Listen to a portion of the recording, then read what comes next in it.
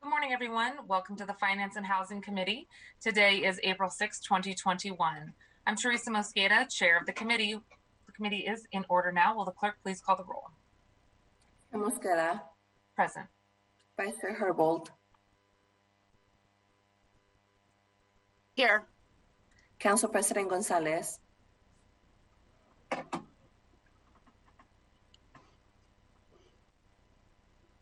Council President Gonzalez. Councilmember Lewis. Present. Councilmember Morales. Here.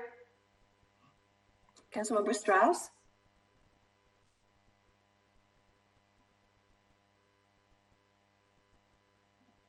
Okay, Council President, and that is 4 and 4 present.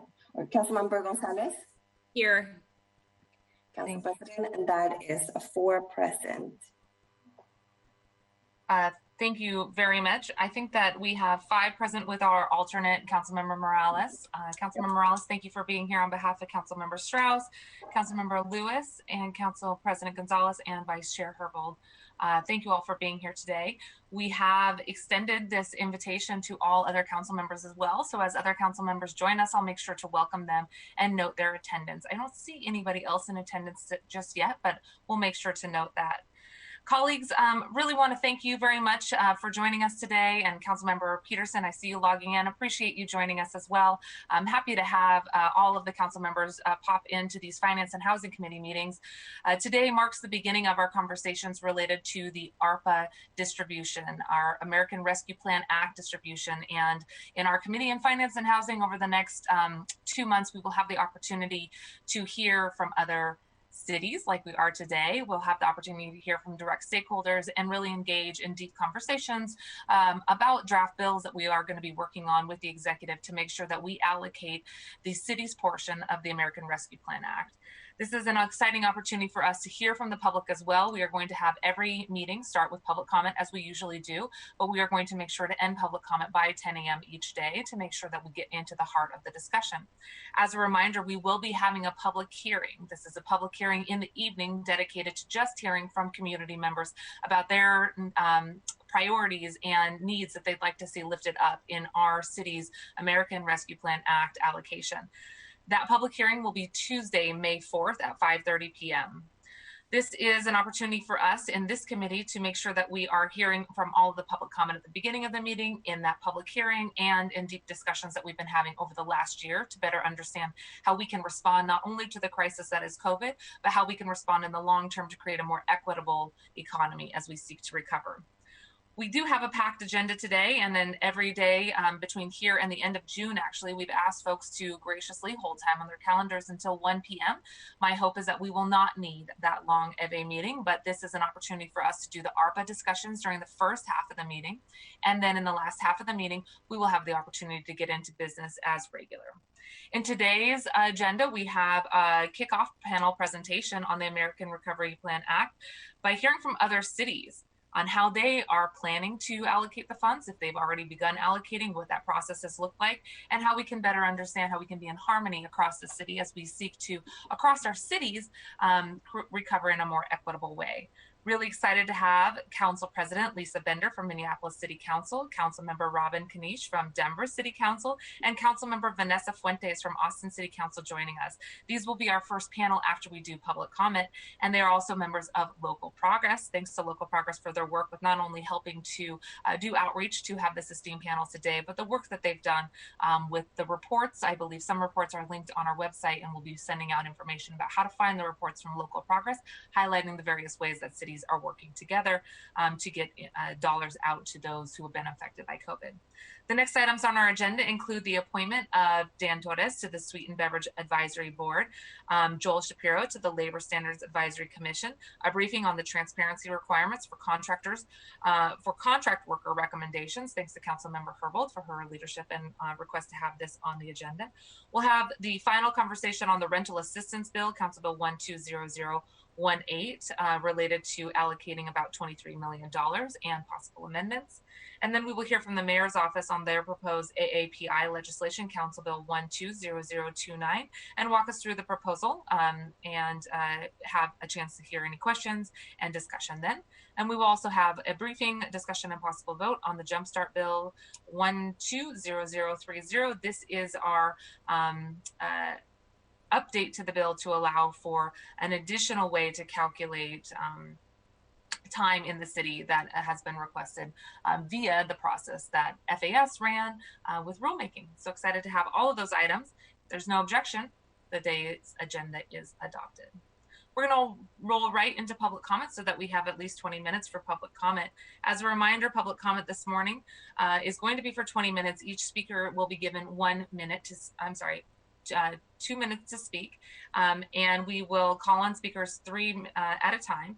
Please introduce yourself for the record and identify the item that you're here to speak about. Speakers will hear a 10-second chimer. A little ding will go off. That's your indication to wrap up your public comment so that your words don't get cut off. If you do have more that you'd like to say, you can always email us at council@seattle.gov. And then call back in on the listen-in lines posted on today's agenda or on Seattle Channel viewing options. Thanks again to Seattle Channel for always being here to take our messages and deliberations directly to the public via your computer screen or your TV screen. Let's open up public comment. The first three people that we have to speak are Paul Quiñones Figueroa, Jason Reeves, and Kimberly Wolf. Good morning, Paul. Good morning, Chair Mosqueda. I'm Paul Quiñones Figueroa, work in Washington. You'll be hearing today for some of our worker leaders who are workers on gig economy apps like DoorDash, Instacart, and other apps calling for council to act to raise their pay, protect their flexibility, and provide them meaningful transparency about prices and pay rate. There's about 40,000 gig workers in our city providing delivery and other essential services that have kept businesses in our economy afloat during the pandemic, but they're being paid less than minimum wage for their work. Gig workers don't benefit from Seattle's minimum wage law. There's no floor on what gig apps pay, and all the expenses of the work are shifted from the companies to the workers. That means that pay is extremely low. Data from before the pandemic found pay as low as $7.66 per hour after expenses for Instacart shoppers, $1.45 per hour for DoorDash drivers, and just $1.70 per delivery after expenses and Postmates. And it's only getting lower. The pandemic has devastated employment in restaurants and other service sector jobs. So increasing numbers of people are turning to gig work, driving pay down even lower. Meanwhile, top executives at these apps are becoming billionaires. Council has already stepped up, and we are thankful for your work to pass emergency sick days laws for gig workers and hazard pay for food delivery workers. Council has also passed a pay standard for Uber and Lyft drivers. Now we're asking you to take the next step and advance permanent policies that lift up all gig workers by raising pay, protecting flexibility, and providing transparency. We can't afford to wait any longer to eliminate what is effectively a sub-minimum wage for our city's most marginalized workers. This is what workers are demanding, not just transparency. Council can jumpstart our recovery by ensuring everyone who works in our city is paid at least the minimum wage after expenses, regardless of whether they work for a restaurant, a warehouse, or an app. Thank you for your time. Powell, thank you very much this morning for being here. Jason, good morning. Hello, my name is Jason. I'm a gig worker with 5 years of experience. I've worked in Seattle and Tacoma. Gig workers really need these protections put forward by the Pay Up campaign because the influx of contractors before and during the pandemic of lowered pay and the availability of work because of market saturation, allowing apps to adjust their payouts and lower the offered wage, just like the person before me was saying, by imposing the wage of $16.25, tips on top, and pay transparency. This will give the independent contractor more power to negotiate his pay, more power to decide which work to take, and more power to keep our most marginalized and most vulnerable independent contractors provided for. Working Washington has developed its policy with gig workers and addresses the largest problem contractors are facing as a worker in Seattle. I urge you to pass the worker pay up policy. This policy would mean more money and more power in the hands of the worker. Thank you for your time. And also I would like to thank you guys for letting us talk to you. Absolutely. Thanks for calling in this morning. And then we will hear from Kimberly Wolf. Good morning, Kimberly.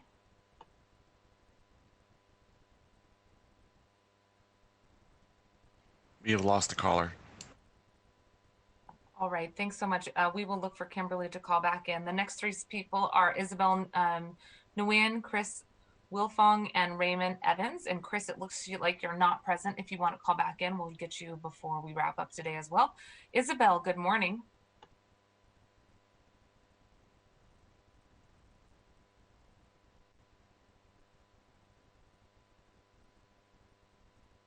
Isabel, I see you on my screen, but it looks like you're still muted. Can you push *6 on your end one more time? And we'll try. There you are. Go ahead.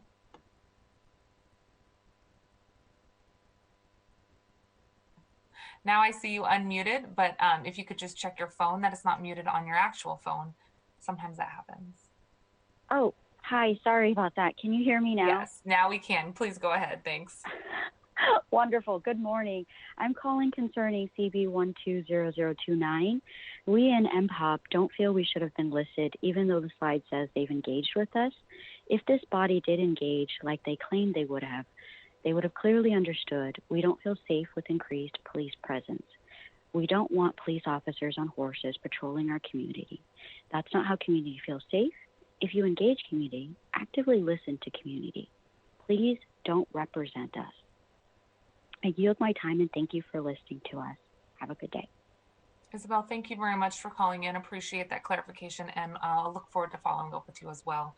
Thanks for your time this morning. Chris, I see you still listed as not present, so please go ahead and call in. Chris Wilfong. Good morning, Raymond. You are up next. Hello. Good morning, City Council members and fellow callers. My name is Raymond Evans, and I am a gig worker here in Seattle. I work for Uber and Lyft, and I've worked for TaskRabbit and Handy and Tackle and many others to keep things going. I'm a Black gay male here in the city, a native of the city, very proud to call Seattle my home, but I sometimes walk around and wonder, what kind of culture are we becoming? I have a philosophy of leaving things better than I found them, and that we're only as strong as our weakest link. And right now, it just looks like Seattle has a lot of weak links. And, you know, there's a lot of effort and there's a lot of work going on. It's really, really good work. But I want to encourage the city council member to continue that legacy, to continue that hard work, and to continue to serve the population and the people in the city. I know the management of all these people and all these entities is no easy task, but we have the ability. I'm certain of it. And if we could have just a bare minimum of equal pay, become a leader in the nation, set the example of how things are done, like we've always done, innovation, big corporations, legislation. I think we're on the precipice, but we have it in us, and I want to encourage you guys to, and thank you for your time, your service, and your efforts, and encourage you guys to continue doing your work. Thank you. I yield my time. I really appreciate that. Thanks, Raymond. And I see Kimberly, you are back. We're going to go up to you. And after Kimberly, we'll have Mary Lusheshi, Gail Tisai, and Mandolin Newer. Good morning, Kimberly.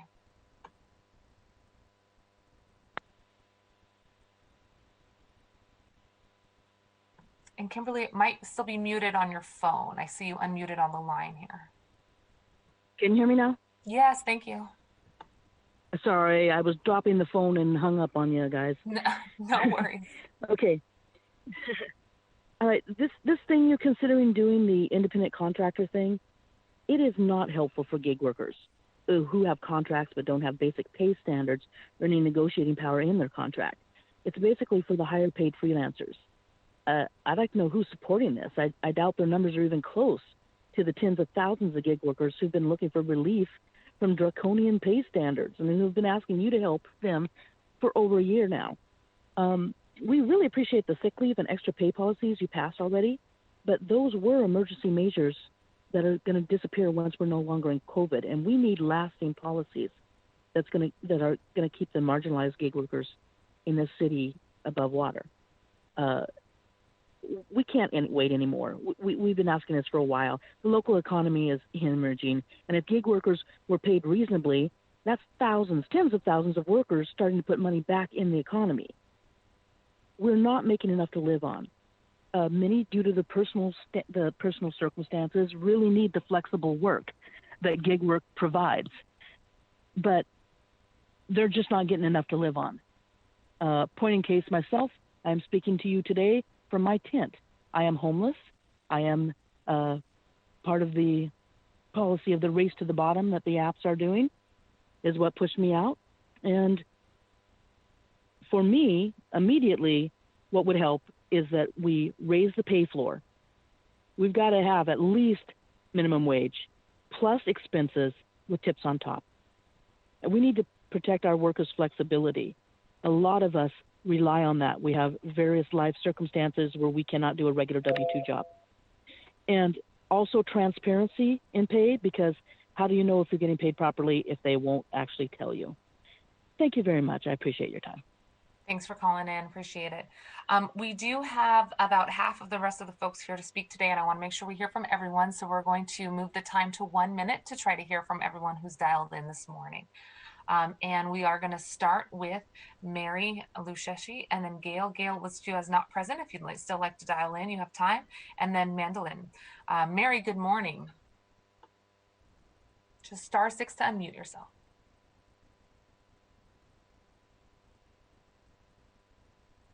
Mary, I see you still on mute over here. *6 to unmute.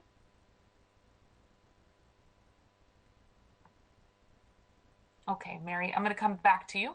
And if you want to hit *6, in the meantime, we'll look for your line to come unmuted. Good morning, Mandolin. You are up next. Good morning, council members. My name is Mandolin Noir, and I have been working as a gig worker since 2014 through apps like Rover and WAG and Postmates and Dog Vacay. And it has been my goal as a volunteer with Working Washington to help provide support for the workers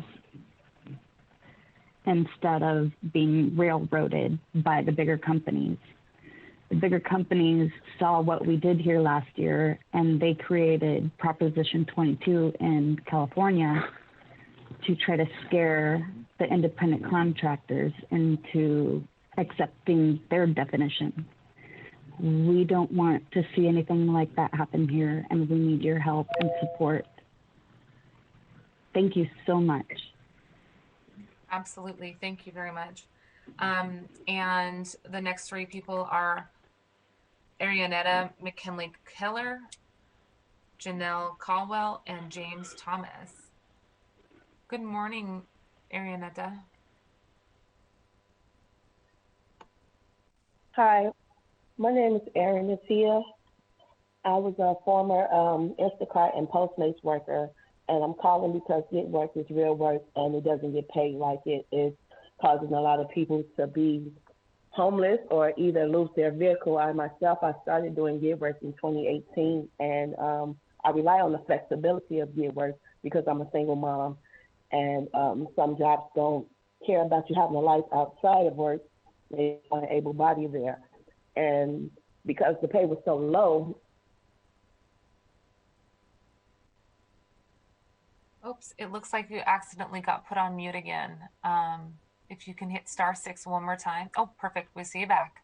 I heard you. The pay is so low. If you want to give her a few minutes more, Okay. or a few seconds more. Go ahead, please. The pay is so low that I was unable to keep my vehicle. I lost my vehicle, so I'm no longer able to do gig work. And yeah, I just think that, these apps make so much money. They make millions of dollars. So why they can't pay the people that's out there doing this essential work, especially during COVID?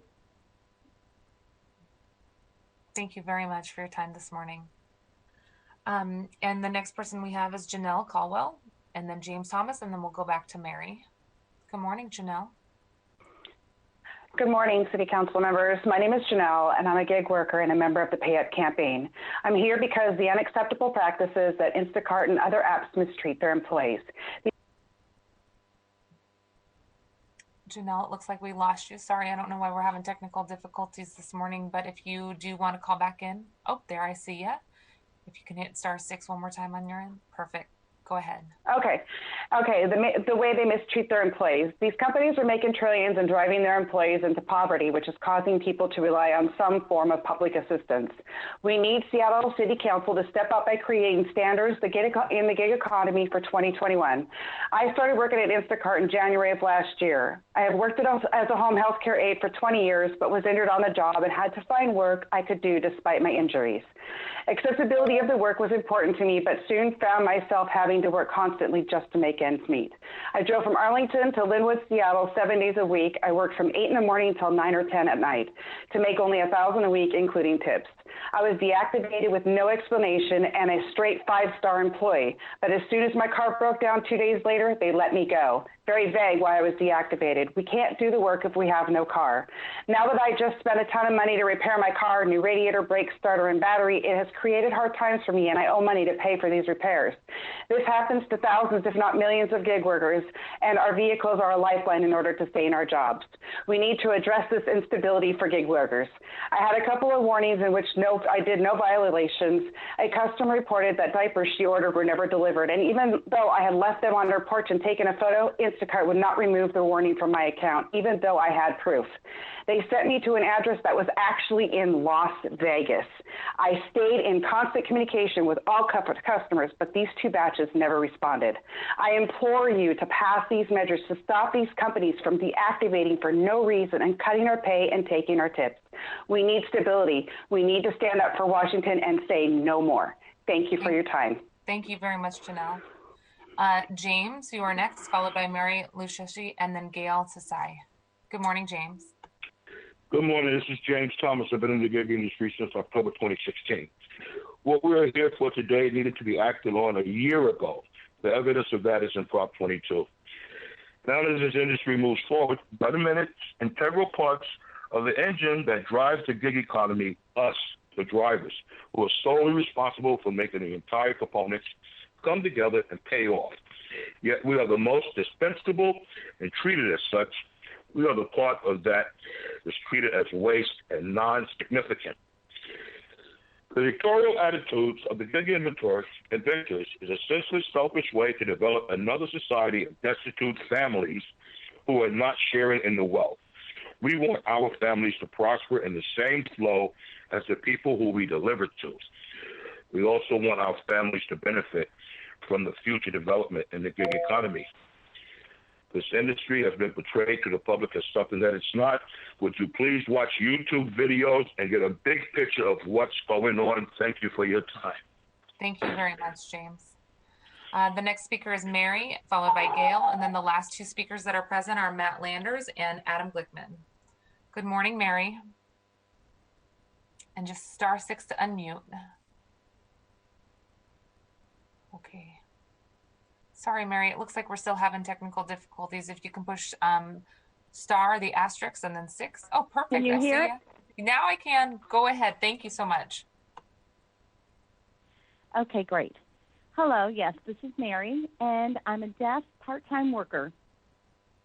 And I live and work in Seattle. And I'm here as a working, still is paid low. I'm a part-time worker that's paid low, and I'd like council to pass the policy to increase the pay.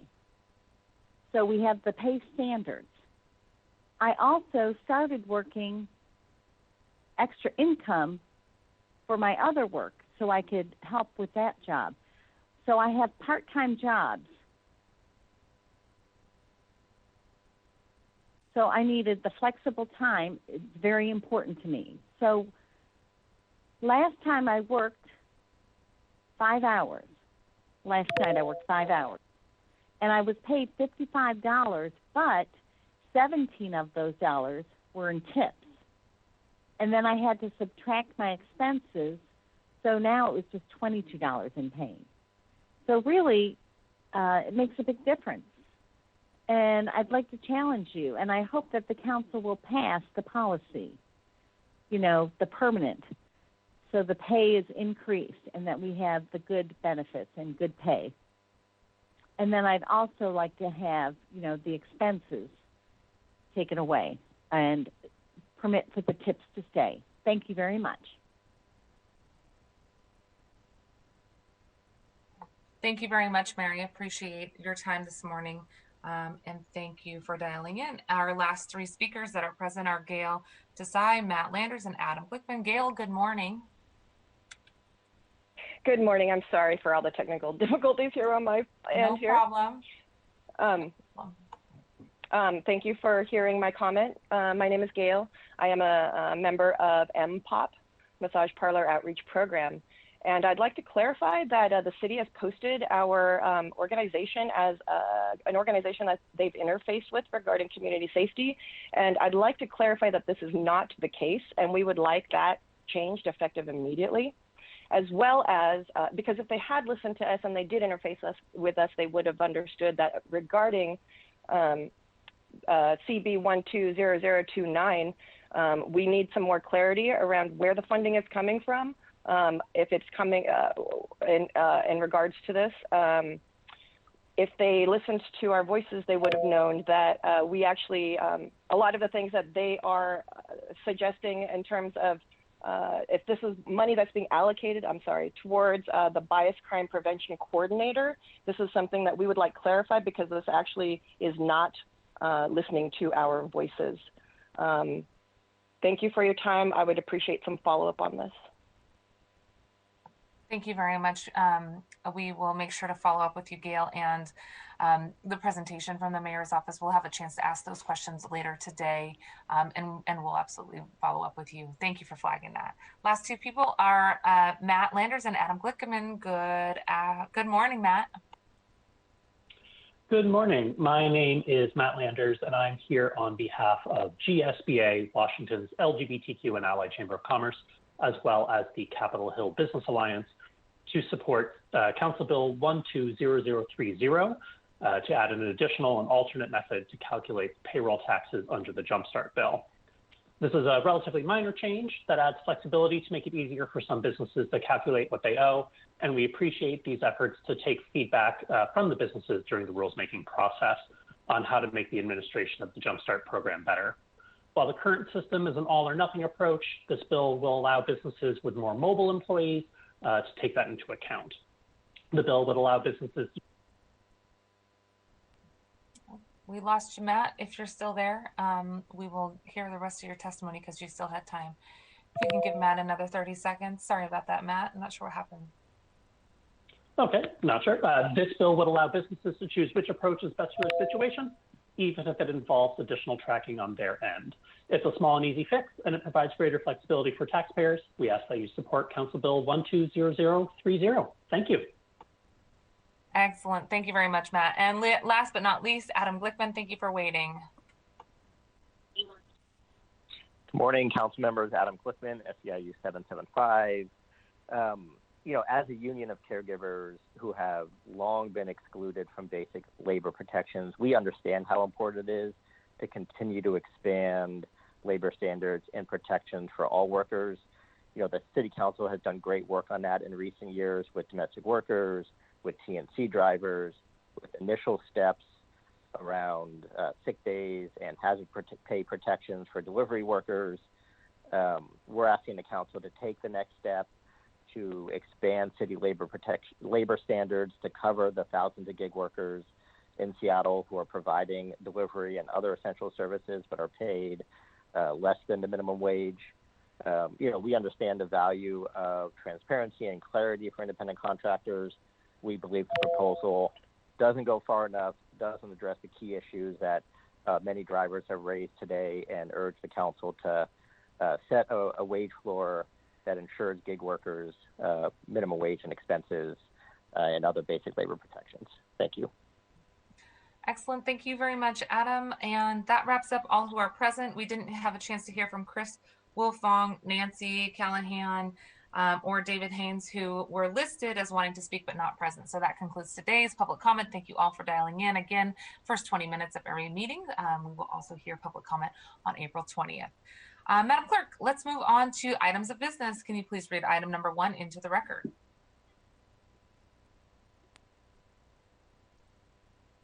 Madam Clerk, you may be on mute still. Agenda item number 1, presentation from cities on American Rescue Plan funding for briefing and discussion. Thank you very much, Madam Clerk. Well, we are really excited about the panel that is in front of us today. I see our colleagues from across the country in esteemed cities like Austin, Denver, and Minneapolis. I'm very excited to have, hello, Councilmember Kanish. I'm very excited to have Councilmember Robin Kanish from Denver City Council. I see President Lisa Bender from Minneapolis City Council, and I believe we also have Vanessa Fuentes from the Austin City Council, and we'll be looking for her to join here momentarily. This is an amazing opportunity to see friends from afar. We haven't had the chance to get together at our regular conferences, but we have been touching base frequently to understand what's going on in other jurisdictions as we've all been responding to the crisis that COVID has in many ways exposed but not caused in terms of harm on our economy and our hardest working workers and small businesses. So today is really a great opportunity to hear from other cities, our peers, about what they've been doing in the process that they're engaged in now as they look at the ARPA funds that have been allocated to local jurisdictions. Before we get into the panel presentation, I want to ask Ali Panucci from Central Staff very briefly to give an orientation to how this is the first kickoff to the conversations we will have soon. And Ali, if you could just briefly walk us through the timeline that we're talking about here, that would be wonderful. Thank you, Chair Mosqueda. Good morning, council members and guests. I am Ali Panucci of your council central staff. I am just going to briefly share my screen. And what I am sharing here is the Finance and Housing Committee's webpage. Can you see that okay? Yep. Great. So the Finance and Housing Committee's webpage includes a high-level summary of the general schedule and plan for the committee's consideration of federal COVID relief funds. And so as the chair described briefly in her opening remarks earlier, this is the first sort of meeting following up on some preliminary discussions in the last 2 committee meetings. So today we will start with hearing from other cities about what they were thinking in terms of their use of the ARPA direct aid. And that will be followed by a community panel at the next committee meeting. And then that's where we will begin discussions of the first appropriation bill. Right now we are looking at least 2 appropriation bills for consideration of use of the 2021 direct aid expected from the American Rescue Plan, as well as some of the remaining CRF funds from 2020, which is about $18 million. Following that, there'll be a public hearing, so an opportunity to hear from the community about their priorities, and then we'll continue the discussion on the first ordinance and ideally be voting that out as early as May 5th, and then moving into the discussions of the next bills. Throughout these conversations, what we will try to do is describe what is in the bill before the committee at that time, as well as starting to outline what the broader plans are, as that might inform decisions about what you want to do in the first bill or the second bill. So the overall plan is to take up those 2 bills in committee and have decisions made and appropriation bills adopted by June for the entirety of the funds, although discussions may be ongoing through the summer as we learn more about targeted aid and other opportunities to support the community. Wonderful. Thank you very much, Ali. And just to orient us about what the expectation here is in Seattle, colleagues, again, we have about $239 million of direct aid that will be allocated in 2 tranches. Just over half of that, $119 million, is the first tranche that we are talking about related to Ordinance 1 and 2 here.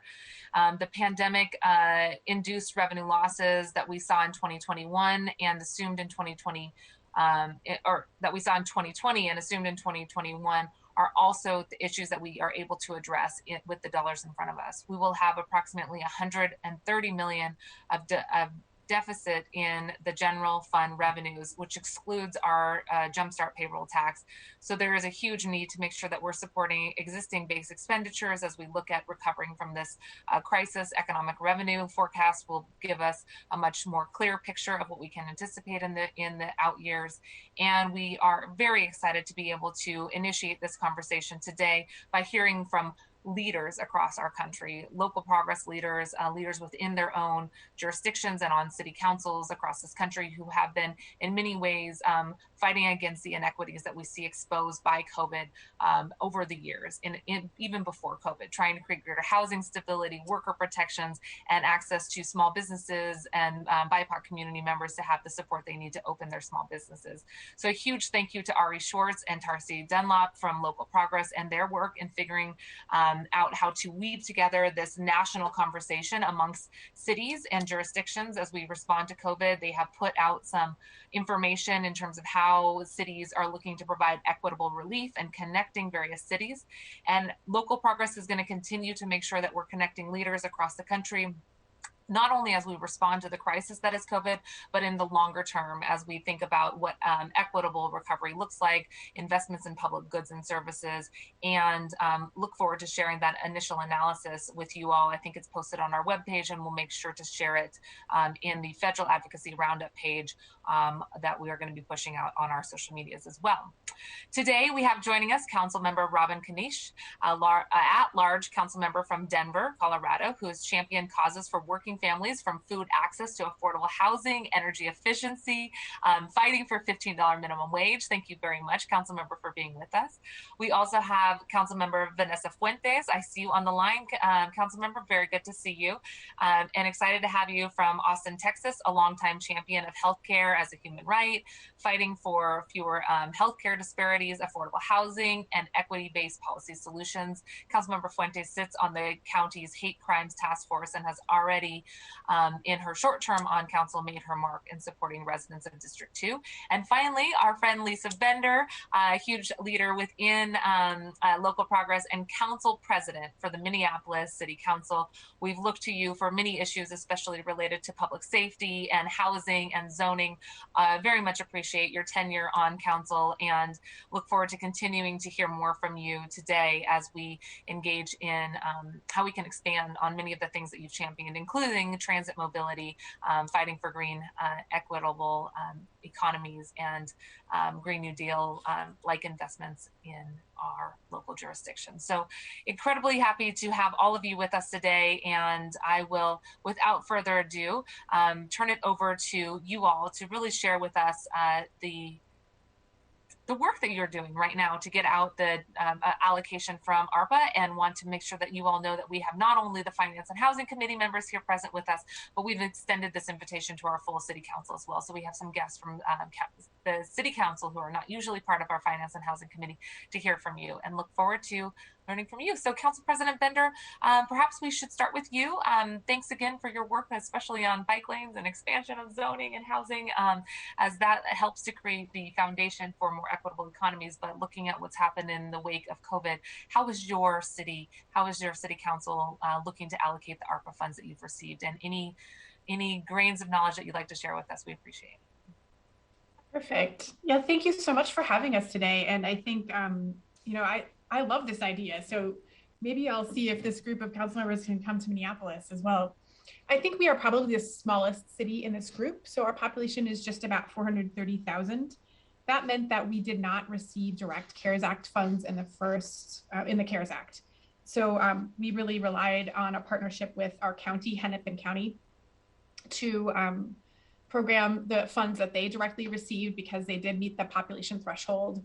And then eventually our state, we have one of the only, I think maybe actually now the only divided politically two houses in our legislature. So there's a lot of gridlock at the state between the political parties. So, but eventually they worked it out and allocated funding more directly to cities over the summer. So we had a little bit of a different journey with our CARES Act dollars than bigger cities did. I wanted to highlight in Minneapolis recently, and I think because we've learned so much from what other cities are doing, we have taken a really planful approach and a policy approach to the issues that are facing our city around housing stability, around climate justice, around transportation access, all of which have a huge racial disparity component in Minneapolis. We have some of the worst racial disparities in the country. We're taking that very seriously. And so we really took a policy approach to these issues. We have adopted the first strategic race equity action plan in the city. earlier this term, we have adopted our big master plan for the city, the Minneapolis 2040 plan, which has 100 policies within it. We've adopted Vision Zero and transportation action plans, which have a lot of specificity in terms of prioritization for transportation and infrastructure projects. We have a climate action plan, a renter first policy that talks about our commitment to protecting renters. And then we've also taken a geographic approach to identifying particular areas of our city for investment priority. So we have a green zones prioritization as well as cultural districts. And both of them are essentially sectioning off different parts of our city for investment and policy priority, parts of the city that have higher health impacts, parts of the city that are lower income and have higher concentrations of communities of color. And so we're able to use those existing policy frameworks and these geographic designations to focus resources to meet our race equity goals. I think that's really helping us as we both figure out what to cut in our budgets, as well as when we have opportunities for spending like the American Rescue Plan offers. I thought it'd be helpful to give a little context. So our 2020 budget was originally $1.89 billion. About a third of that is general fund, and the other 2/3 are sort of fee revenue, water, infrastructure systems, et cetera. So about $500 million in general fund in an average year in Minneapolis. And we've been growing, so that's been going up during my time in office. Over the summer, we cut $86 million in spending. We implemented a hiring freeze, and we used some of our reserve funds to balance our budget as well for the 2020 budget. Like I'm sure all cities were facing massive revenue shortfalls.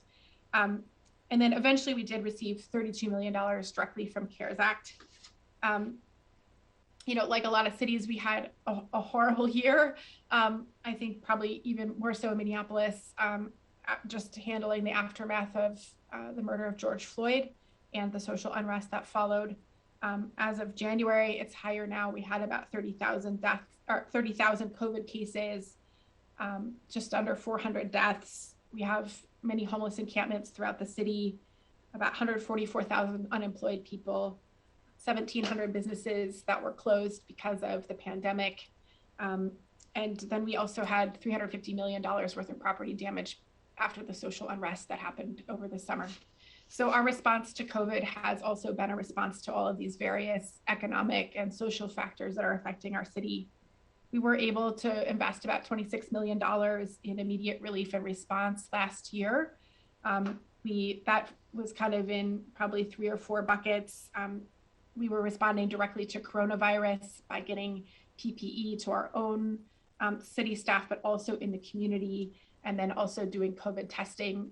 We have our own city health department in addition to the county and the state's health department. And ours is often an extra layer on top of those others. And we really focus our investments in meeting race equity and health equity goals specific to Minneapolis populations. So for example, we put up testing sites in population centers that we really wanted to reach specific to Minneapolis cultural populations or lower income parts of our city. I think we've also done a much better job in recent years of making sure that our outreach and engagement is culturally specific. And so we have a whole COVID website set up that very specifically acknowledges the harm that many communities in Minneapolis have experienced in interactions with government in the past, and just really trying to help create more partnerships with community-based organizations that have more trust. So we've kind of done a mix of direct service from the city as well as funding organizations that are more community-based and community-rooted. We also focused a lot of our funding on housing, emergency shelter, and homelessness outreach. That was really done a lot in partnership with our county, where, like I said, we have probably the best relationship with our county that we've had in a really long time. So we've been able to pool our resources for shelter and housing supports. Sometimes they have capital dollars and we have operating dollars. The city has, in recent years, been more open to using funding for shelter operations than we had been in the past, because in Minneapolis, our county is really responsible for shelter operations, but we have really started to step up and recognize that the city needs to play a bigger role for us to really meet the need. And it's a constant debate, as I'm sure you have, because like many city center or population centers, we have the vast majority of shelter beds in our county, in our city. We are doing a lot to provide for a regional homelessness response, even a statewide homelessness response in our city, but we also aren't quite meeting the need without the city stepping in. We did direct relief payments to small businesses in the form of forgivable loans, as well as we put city money and federal dollars that were passing through the city into emergency rental assistance. Both of those things were also funded as well by the county and the state directly. And then we also looked to waive fees, in particular for businesses that were impacted by property damage from social unrest, but generally kind of looked at ways that we could reduce property taxes and fees for businesses that were affected by the pandemic as well as social unrest. And of course, like all of you, we transitioned our entire workforce to COVID protocols and social distancing and remote work environments. So I think like lots of cities, the needs in the community increased at the same time that our budgets decreased. So that's the tension that we're all balancing. As we look to ARP, the 2021 budget context, so our 2020, we adopt an annual budget at the end of each year that starts for the January calendar year. So our 2021 budget was adopted in December and started in January for the calendar year. That budget was $1.7 billion. About a third of that is our general fund. Right now we're holding 395 positions vacant, which is about 9% of our workforce. So we have just over 4,000 staff typically in our city.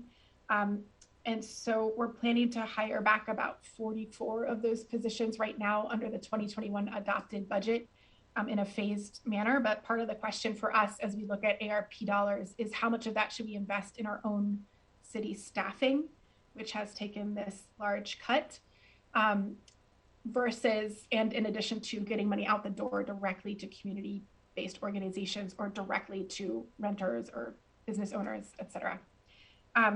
And I think, this is particularly important, I think, as we look at gender and race equity within our own workforce. I think we've seen anecdotally that women and workers of color in our city have taken on a lot of the burden of the situation that we see in our budget. So while we have a hiring freeze in place and we have fewer staff available to do the work, we're asking more and more of our staff. Our community is asking more and more of the city. And I would say that that burden is falling disproportionately on staff who are identified as women and who are people of color. And those, we do not have gender and race,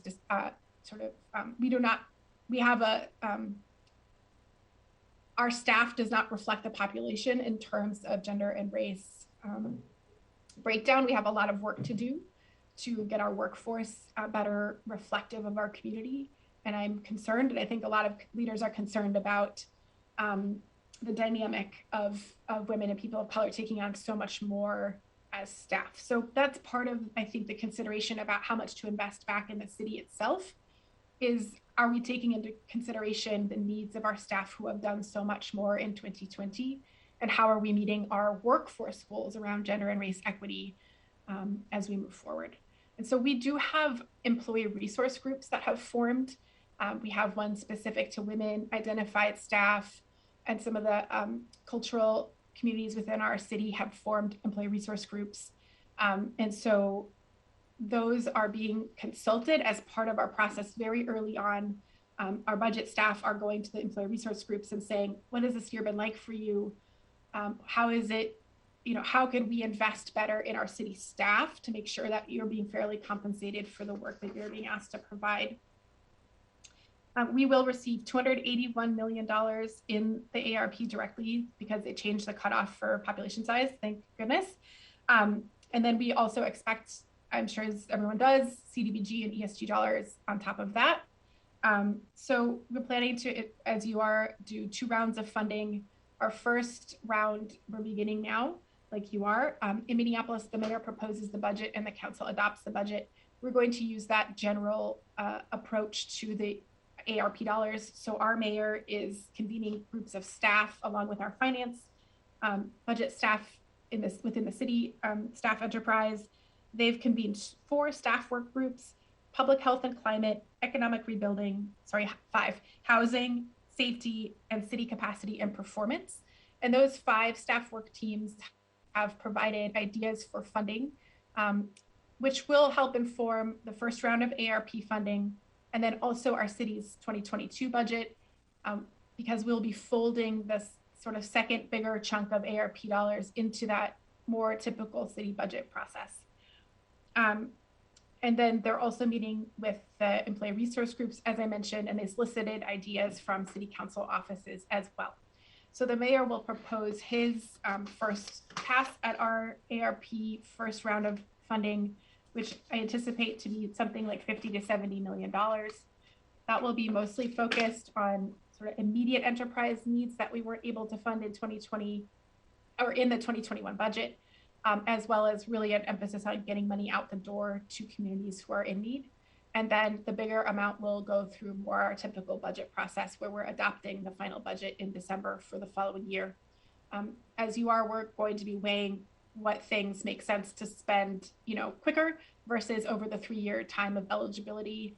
I think there are some things that we may want to really think about that 3-year time frame. So we've been moving toward having right to counsel for all low-income renters facing eviction in Minneapolis. So for example, that's one thing that I think, looking at a 3-year time frame, we may be able to say, let's make sure every low-income renter in Minneapolis facing eviction has a lawyer in housing court.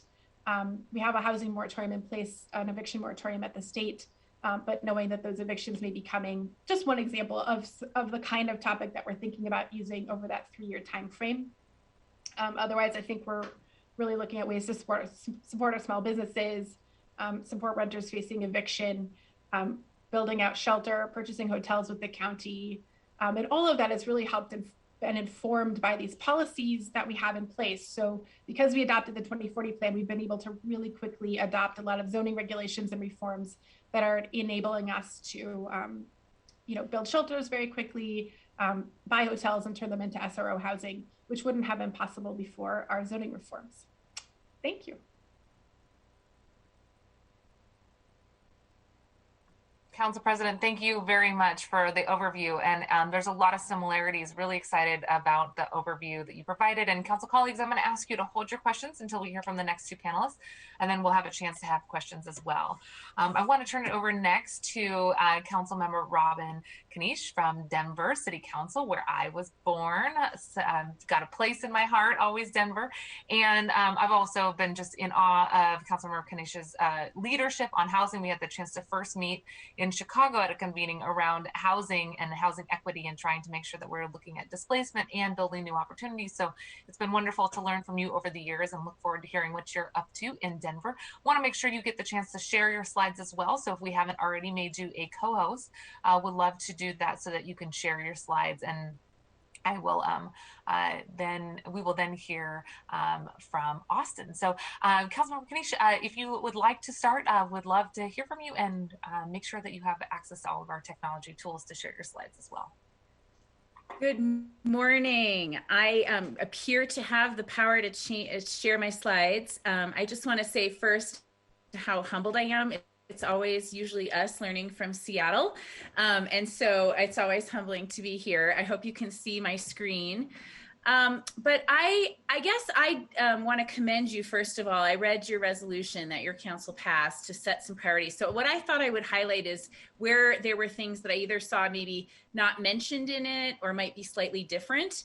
And I think that will be the focus. I appreciate all the groundwork. We are very similar cities in some ways, size-wise. Denver and Seattle, about 700,000 folks in Denver, so similar size-wise. We are a city and a county, so that creates a few differences. We operate our human services system here. There's not a separate county. We are the city and the county. We operate the city.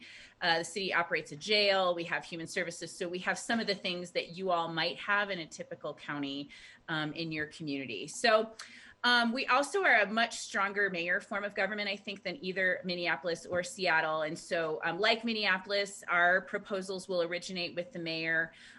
We may not even need to amend our budget for some of these things. Council approval is required for contracts over $500,000.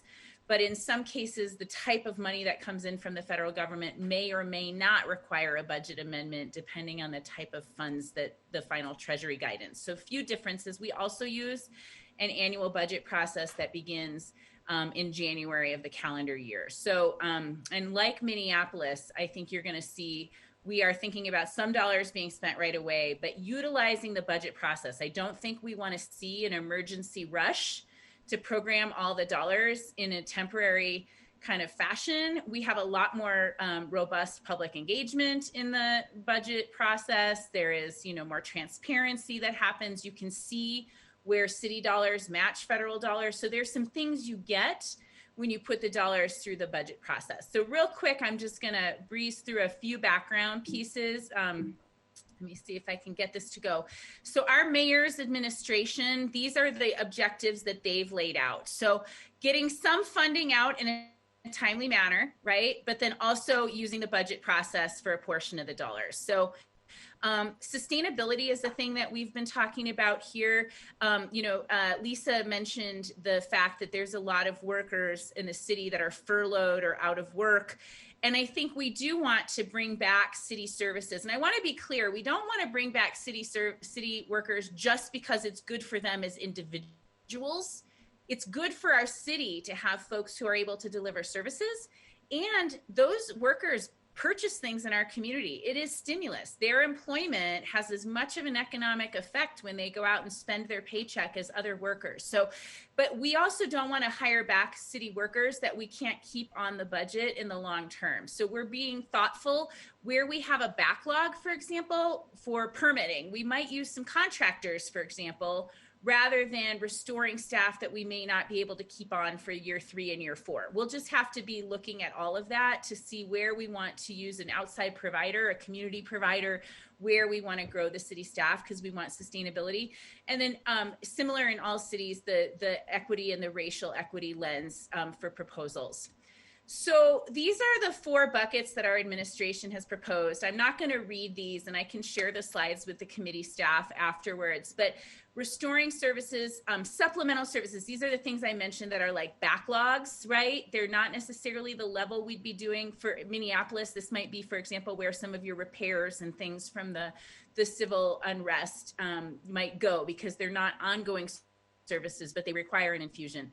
The emergency response, although I want to just say, I think we all want to be really thoughtful about using federal dollars that are designated for a specific recovery purpose first before using our flexible local government dollars, right? So if there's funding, and there is, for a particular human services need or a particular food assistance need, we should be using food dollars for food before we use general flexible dollars for food. So I think that that's a principle we're thinking about here. And then economic recovery. So just a few of the things our mayor's administration is thinking about and presenting to us as a city council. So these are the types of priorities, just like it sounds like in Seattle, you all went to what are priorities we've set previously. We're not changing the direction of the city because we got new dollars, right?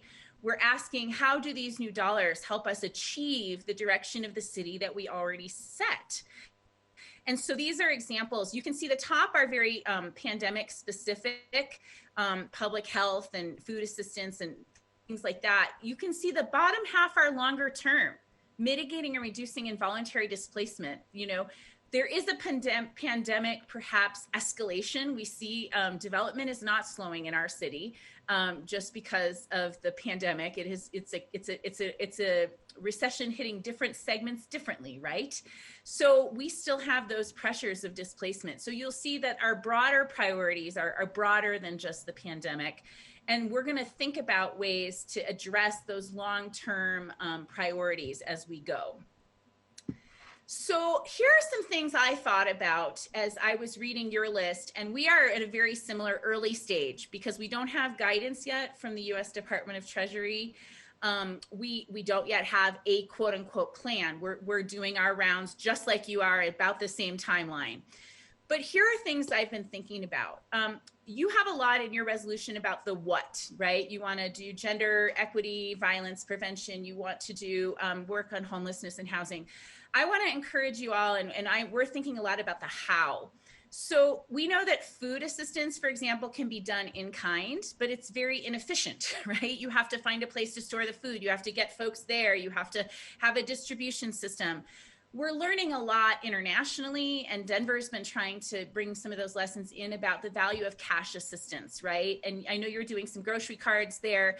We've created something called the Left Behind Worker Fund. For workers who are not eligible for unemployment or for stimulus checks, this Left Behind Worker Fund is benefiting them with direct cash assistance. It's one time. It's designed in a way to hopefully minimize any impacts to their immigration applications should they make them later, depending with the time we set it up. There was still a public charge rule in effect. Hopefully that all goes away, but we wanted to be thoughtful. So we're using one-time assistance for that set of workers, mostly benefiting immigrants and refugees who are not eligible for other forms of assistance. You could think about it with food.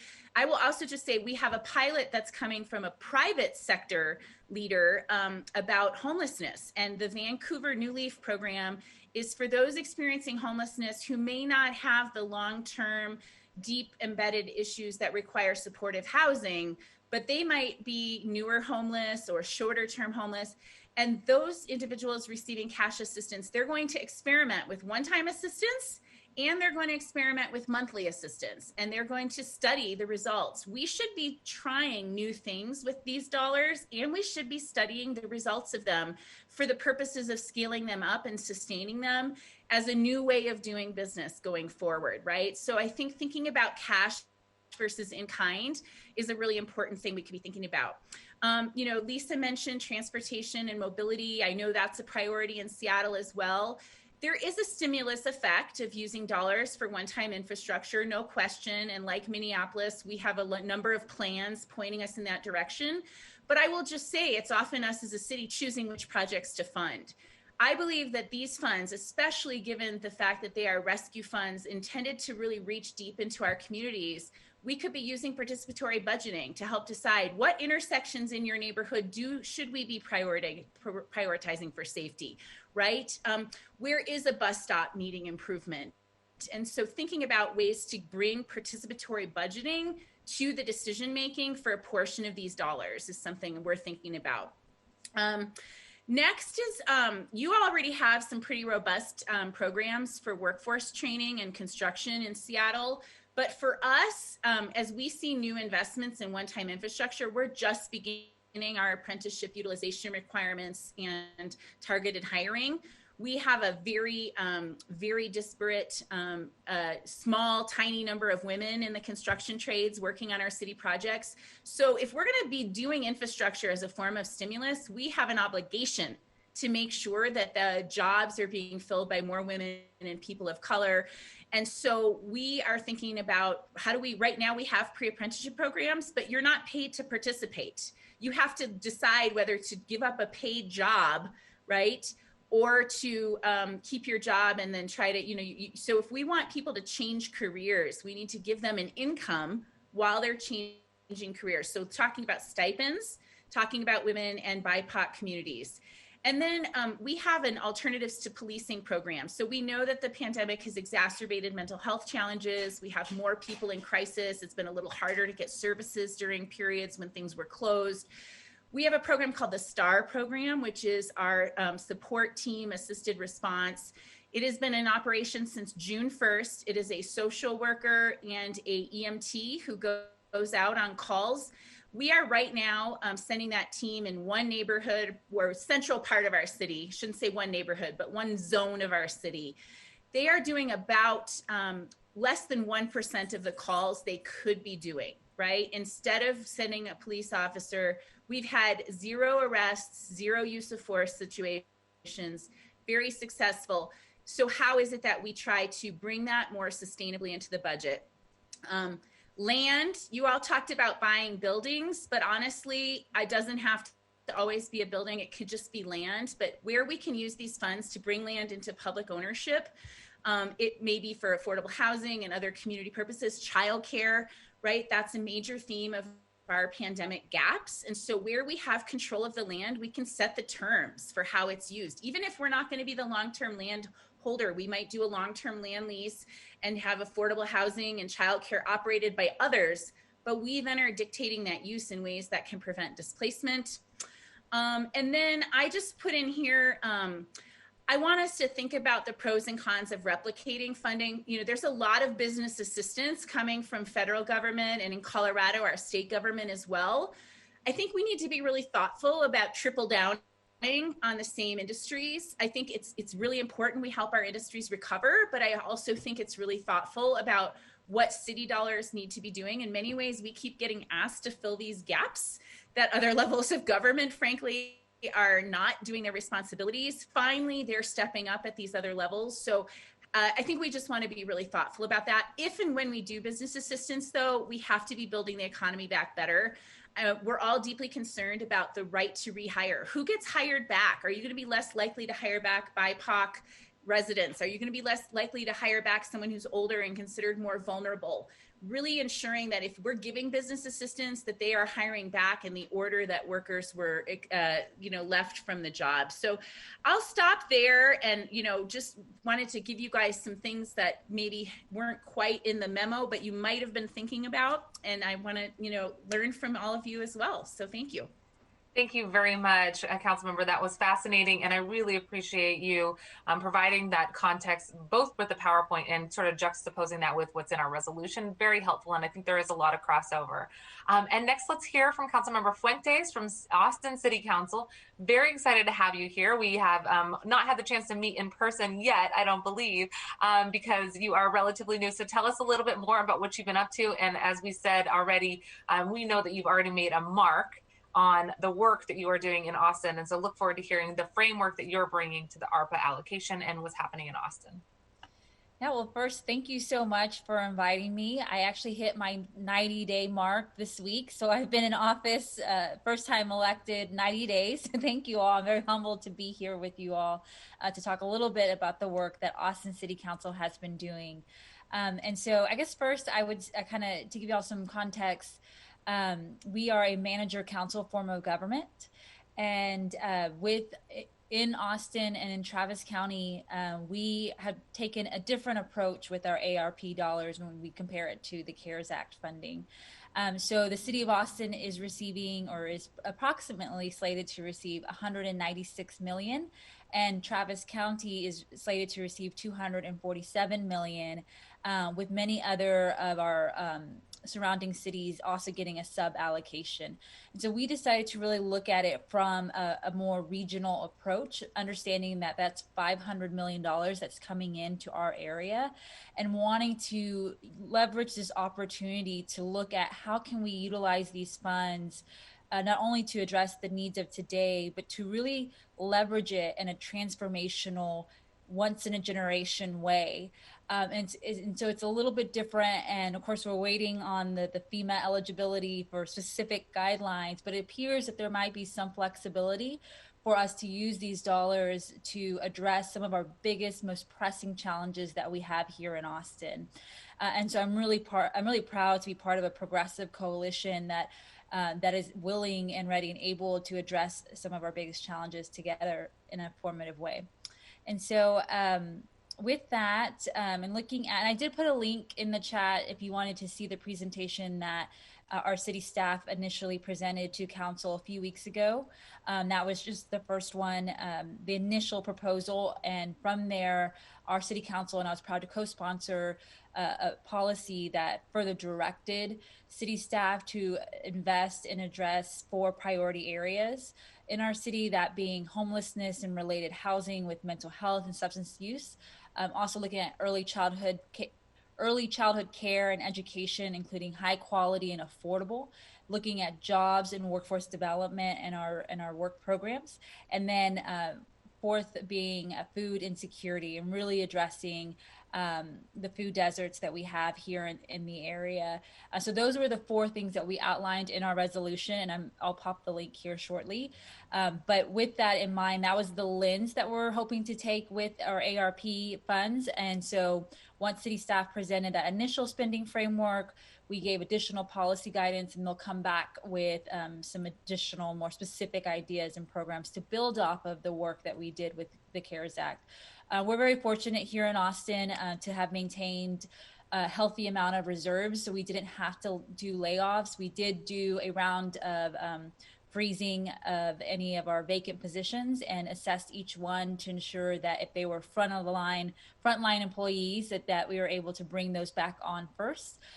So we fortunately are able to look at the ARP dollars not needing to fill a deficit, but looking at how can we build off of the work that we were doing during the pandemic. And so the largest target expenditures for us include economic recovery, looking at services currently funded by the hotel occupancy taxes. Our hotel taxes, we use those, a large part of it for creative art spaces, which we know our creative sector has been hard hit during the pandemic. And then also, keeping a very close eye on our public health response. Here in Austin, our mortality rate has not been equitable. Latinos make up nearly half of all of the deaths of COVID. And so we are making sure that we are doing similarly to what the other council member mentioned earlier about that, wanting to have testing sites and vaccine distribution done in an equitable way and really centering our marginalized and vulnerable communities. We want to continue to build off of that. And just a few weeks ago, we launched a mobile vaccine program to get us into hardest hit neighborhoods as another way to address some of the barriers that we identified just with the online registration process. Many of our communities are struggling with digital access, and our working families who don't have necessarily the time to be waiting in line for a lottery style appointment process. But I digress. And so I mentioned earlier waiting on FEMA to get back to us or to give us a final determination of the reimbursable amount, and from there we'll be able to make more detailed line items with these dollars. The other thing I wanted to mention about public response efforts, with the expense categories that fall under the COVID emergency management, that we will continue to leverage those dollars for testing, COVID testing, and shelters. We did protective lodges, converting hotels into isolation areas for individuals who need, keeping a close eye on multi-generational settings. And so we want to be sure we were able to offer a space for individuals who have COVID to go to self-isolate as they heal. And then moving on to the economic recovery bucket, some of the ideas that, or the process we're taking on as far as public engagement includes having city staff has gathered 125 stakeholder engagement events, or have held 125 stakeholder engagement events, and they have an online portal process to receive additional feedback from the community, and that's open through April 23rd. And the idea there is to utilize ARP funding for the first to use this feedback on how we should use our ARP funding for the first 2 years. And let's see. Some of the programs that are outlined in the presentation from city staff that were recommended for Austin to do include ongoing workshops and counseling and mentorship programs for small businesses, also looking at business co-ops, temporary permitting exceptions, and reduced fees for businesses as they begin to fully reopen.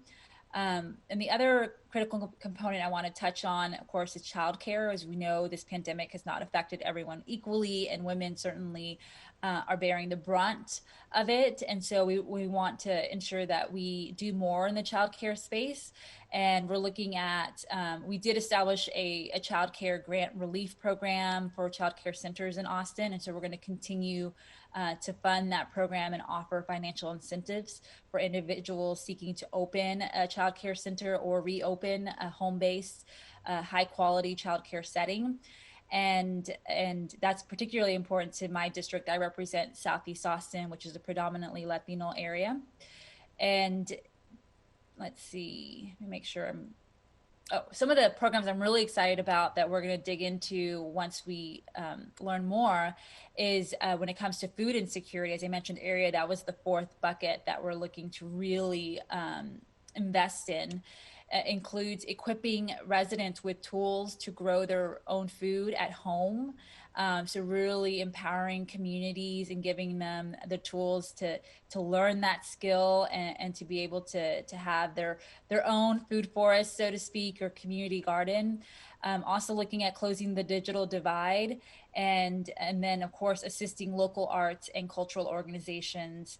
Right now we're in the process of setting up navigators to help our restaurants and small businesses apply for those big funding buckets that are already outlined in the ARP. We want to get as many of our businesses in line because that one is a first come, first serve $1 billion investment that's outlined in the ARP. So we're wanting to make sure that we're positioning our businesses to understand the process and to apply for those federal dollars. And if we're able to get as many of our businesses the support that they need and our restaurants the support that they need, that also opens up funding for us per the local allotment to really dive in and target investment and recovery. So those are some of the things that I just wanted to touch on really quickly, and I'm happy to dive in more, but I'm especially looking forward to how we're able to leverage these dollars to address homelessness. That is an issue that I think many of our big cities are facing right now. And so I really want to, I think that if we're talking about doing a once in a generation, having $500 million come into our area, that is the number one issue and area that our council has built consensus around addressing. So thank you so much. Well, thank you very much, Councilmember Fuentes, and thank you all very much for your presentations. I really appreciate the opportunity to hear from all of your cities and, again, Local Progress. Council President Gonzalez with us today is on the board of Local Progress. Councilmember Herbold has been a longtime supporter and was there with her predecessor as well as Local Progress began its roots. And so we are huge champions of the entity, it's the network, and this is why. You all providing the feedback directly to council members so that we can learn from each other is just incredibly exciting. And I think this is exactly what we should be doing right now so that we don't miss a minute with learning from other jurisdictions and helping to create more harmony and equity as we recover from these crises.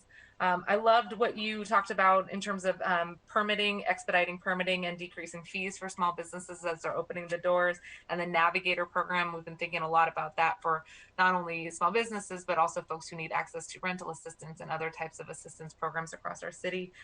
In Denver, I love the emphasis on the cash assistance, direct cash assistance, recognizing that people should have the license to use those dollars and often know best how to use those dollars. So look forward to hearing more about the two approaches that you're using for direct cash assistance, but the overall message there was really helpful.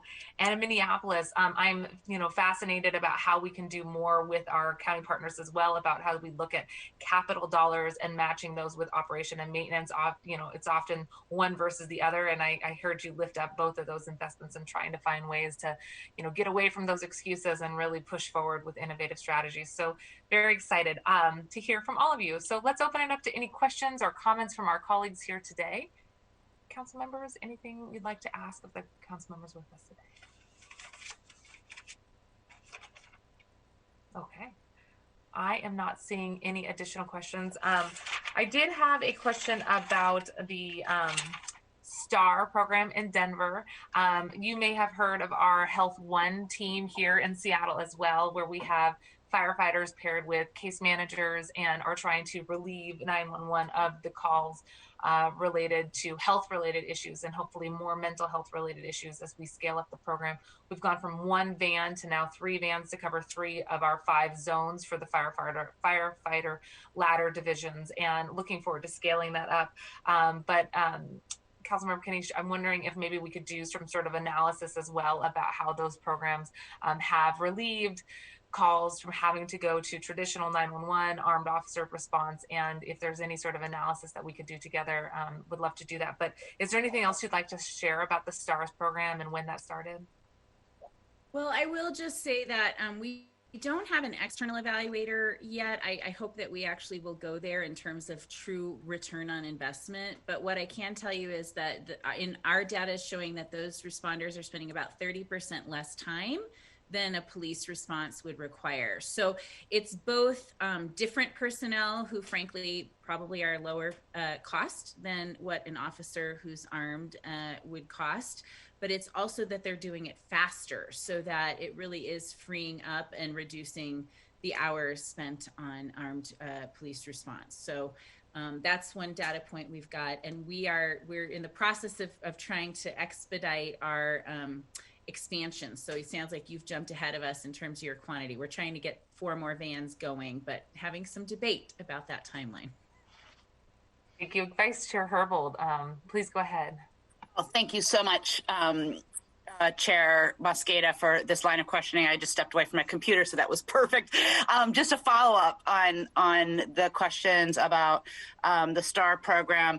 Are you anticipating potentially seeking ARP funding for your scale up? There certainly has been an increase in our communities for the types of response that result from various types of crises, mental health crises, domestic violence crises, substance abuse disorder crises.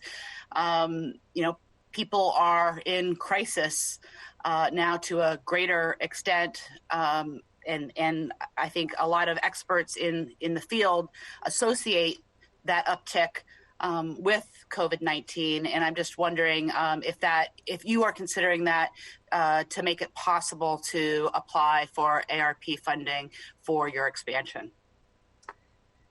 We are currently using a combination. Denver voters have been very generous, and we have a dedicated sales tax that provides funding for mental health services, and that grant funding is what started the program.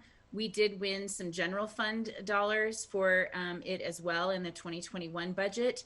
And I think the short answer is it depends. We have kind of a informal agreement that we would do an additional expansion using maybe some of our reserves or our contingency dollars that we save. We couldn't quite get there in the budget cycle, but we anticipated a mid-year conversation.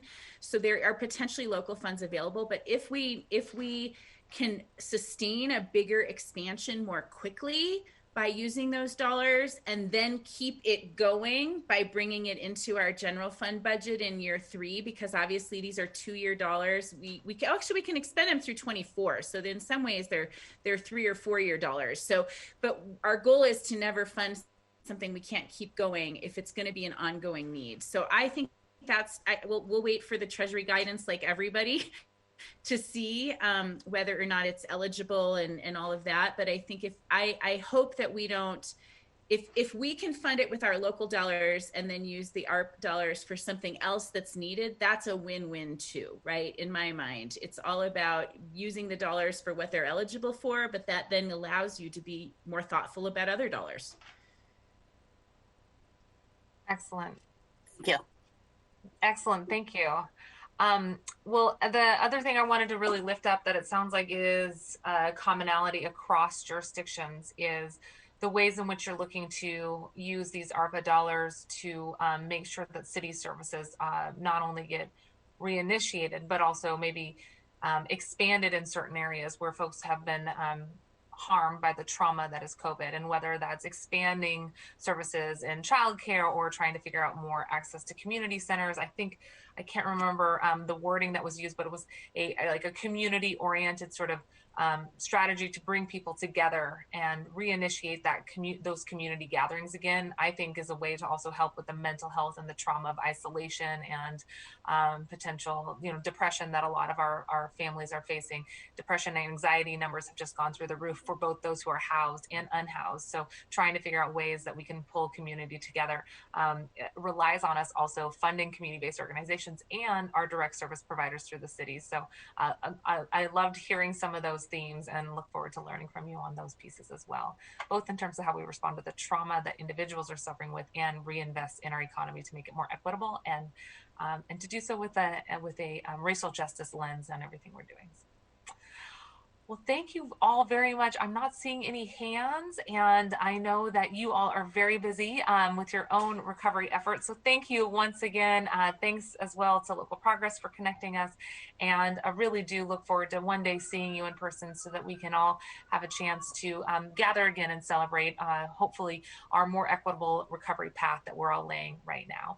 Congratulations on all that you've accomplished, and look forward to continuing to learn from your cities and you as individuals. I see lots of hands. So we'll just send you off with a huge thank you. Thanks, everyone. Thank you. And for folks viewing, we will make sure to share these links that people have shared with us in the chat. Access to the PowerPoint presentation that Austin City Council talked about, the strategies for the workers who are left behind fund from Denver, and from Minneapolis. We also have the opportunity to share with you a link about community safety and the ways that they're trying to create alternatives to the 911 response as well. So we'll provide those links on our websites. All right, Madam Clerk, will you read into the item record number 2? To the record, item number 2. Agenda item number 2, appointment of Dan Torres as member of the Sweetened Beverage Tax Community Advisory Board for briefing, discussion, and possible vote. Wonderful, thank you. And do we have Hannah Hill with us from the Office of Sustainability and the Environment? Hi, yes, I'm here today. Excellent, wonderful. Hannah, I understand that you are here on behalf of Dan Torres, who was not able to join us, and you have a statement from the Office of Sustainability and the Environment to read for him, and that this is a mayoral appointment, colleagues, to the Sweetened Beverage Tax Community Advisory Board for the early learning position.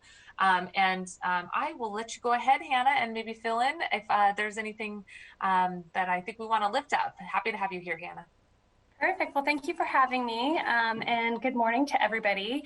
Again, my name is Hannah Hill, and I'm with the Office of Sustainability and Environment, and I'm serving as the interim staff liaison for the Sweetened Beverage Tax Community Advisory Board. As you know, the Sweetened Beverage Tax Community Advisory Board was established by the same ordinance that created the beverage tax. And the role of the board is to develop recommendations for the mayor and for city council on programs and services to support with sweetened beverage tax revenue that align with the ordinance's priorities around food access, child health and development, and prenatal to 5 services.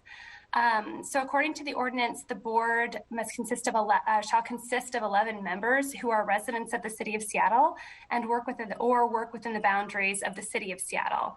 And so today, as was mentioned, we're here for the confirmation hearing of Dan Torres for position number 11, which is reserved for an early learning representative.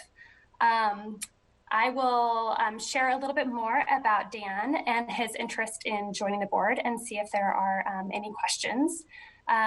Dan is a senior program manager at the Bezos Family Foundation, where he cultivates partnerships for the VROOM program.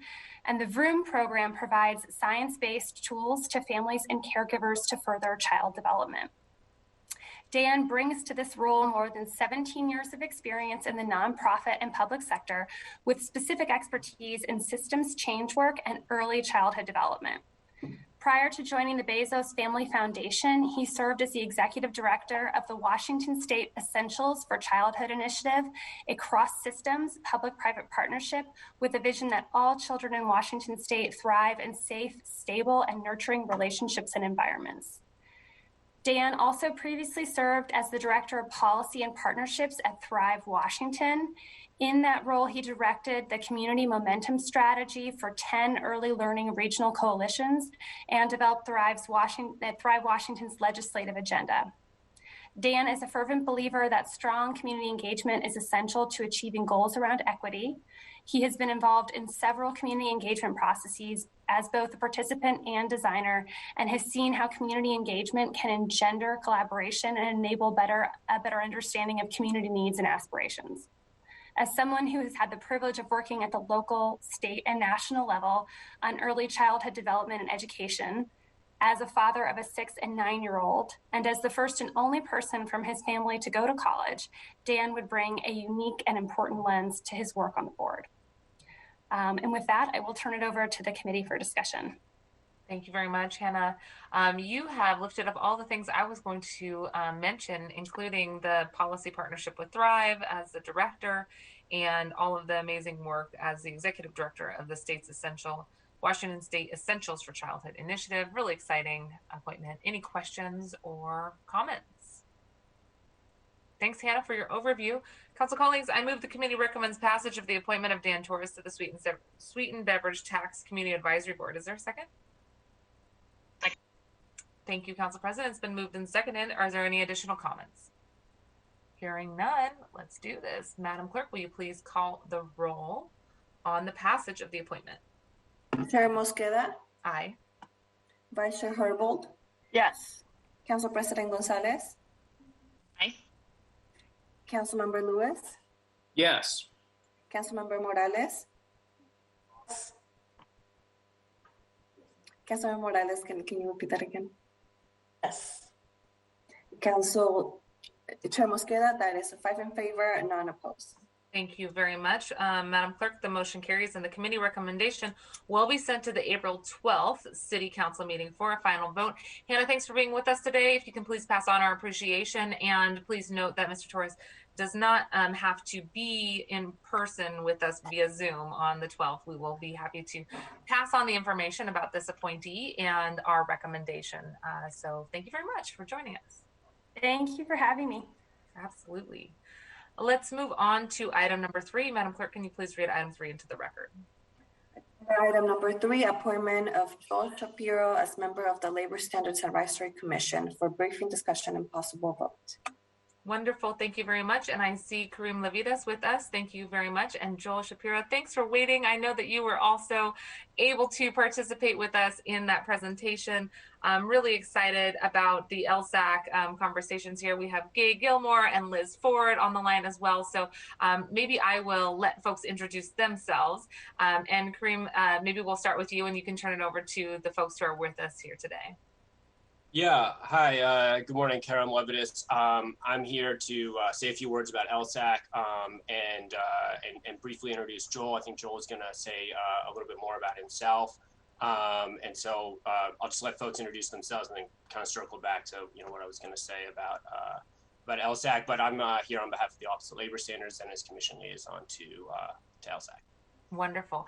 And as a precursor to the next item to come, Liz and Gay, I know that you are also here for item number 4, but since you're on screen, I'd love to have you introduce yourselves so folks know who you are, and then Joel will come back to you.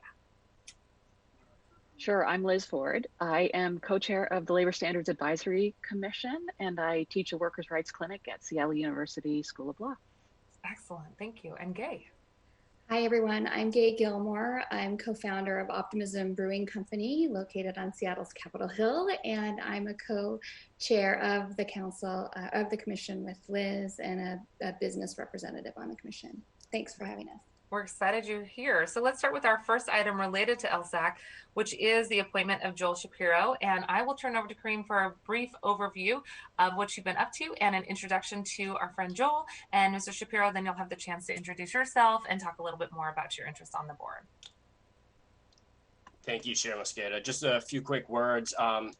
As folks on the committee know well, LSAC serves a valuable advisory function to our office, to the executive more generally, and to City Council as well. And LSAC is unique in that it combines business owners and advocates, workers and worker advocates, and community members to provide insights on advancing labor standards. Commissioners are invested in improving workplace conditions for workers and ensuring that businesses have the tools and information they need to comply with labor standards. And I am thrilled to have the opportunity to work with Joel Shapiro going forward. And as you'll hear more from him soon, like the other business owners on LSAC, Joel offers the valuable perspective of not only running a business, but of creating work opportunities for workers that value them and protect their rights, and doing all of that in the gig economy. As the city and OLS moves and changes its focus to thinking about the future of work and how to create labor standards for this new economy, his expertise will prove invaluable. As the committee knows well, frequently Seattle is not merely advancing best practices for labor standards, but creating them. And in this groundbreaking work, the inside of LSAC has proved a valuable stakeholder group for us to have real-world implications on policy development, enforcement, and outreach.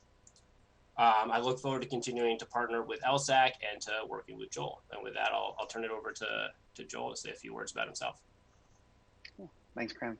Thank you for having me. My name is Joel Shapiro, and I'm one of the founders and co-CEO of Dumpling. And at Dumpling, our big goal is to really level the playing field for workers in the gig economy through an ownership model that allows personal shoppers to start their own local grocery delivery businesses. Using this model, personal shoppers can set their own prices. They can work with the clients that they want to work with, and ultimately, and most importantly, they earn significantly more money per shop than they do with the traditional on-demand apps. We currently support over 2,000 personal shoppers across the US and all 50 states. And when we first founded Dumpling almost 5 years ago, one of our big goals was to really elevate the voice of workers, and specifically workers, the working class. And what we didn't expect was how many independent contractors, specifically in the gig economy, were going to really voice huge concerns about feeling underpaid, exploited, and undervalued by the on-demand apps in the gig economy. And so we quickly started to really focus, really to understand what was going on and learn about how traditional employment law was being sidestepped when you remove HR departments, when you remove all kinds of laws and you start to manage people by algorithms, and to really reduce them down to a cog in the wheel, it really exploits the workers. And so ultimately, what we wanted to do was to understand what was going on and build a company and build a model that really centered the worker, the people that are doing so much of the work and that are making these incredibly fast industries grow. And build something that works for them and allows them to continue doing the great work they're doing. I think, listening in on this call today and hearing so many people from working in Washington to all of the different app-based workers call in and explain and share their experiences, they're not the exception. And some of the horrifying things that we heard about pay and how pay gets removed really are kind of the standard. And so what really excites me about the opportunity to work with the LSAC team and the city council through that is to be able to share kind of the experiences that I've learned, that our team has learned about kind of the tricks that a lot of these companies do, how they kind of work around so many of the things and really exploit workers, as well as, the other things that we've learned in terms of what's really helpful for people and what are the types of things that can help them continue to do the important work, the essential work that we see that's carried so many of us through the pandemic, and to do so in a way that really allows them to create value, to build wealth, and ultimately, make a good and fair amount of the money that's going in from the work that they're doing. So appreciate the time, and it's nice to be here. Very inspiring. Thank you very much. And thank you very much, Karam, as well, for the overview. And we will have the chance to hear in just a minute more about what LSAC has been doing and some various recommendations. So are there any questions for Mrs. Shapiro? And an extensive background, really, really impressive. Council members, please, Vice Chair Herb.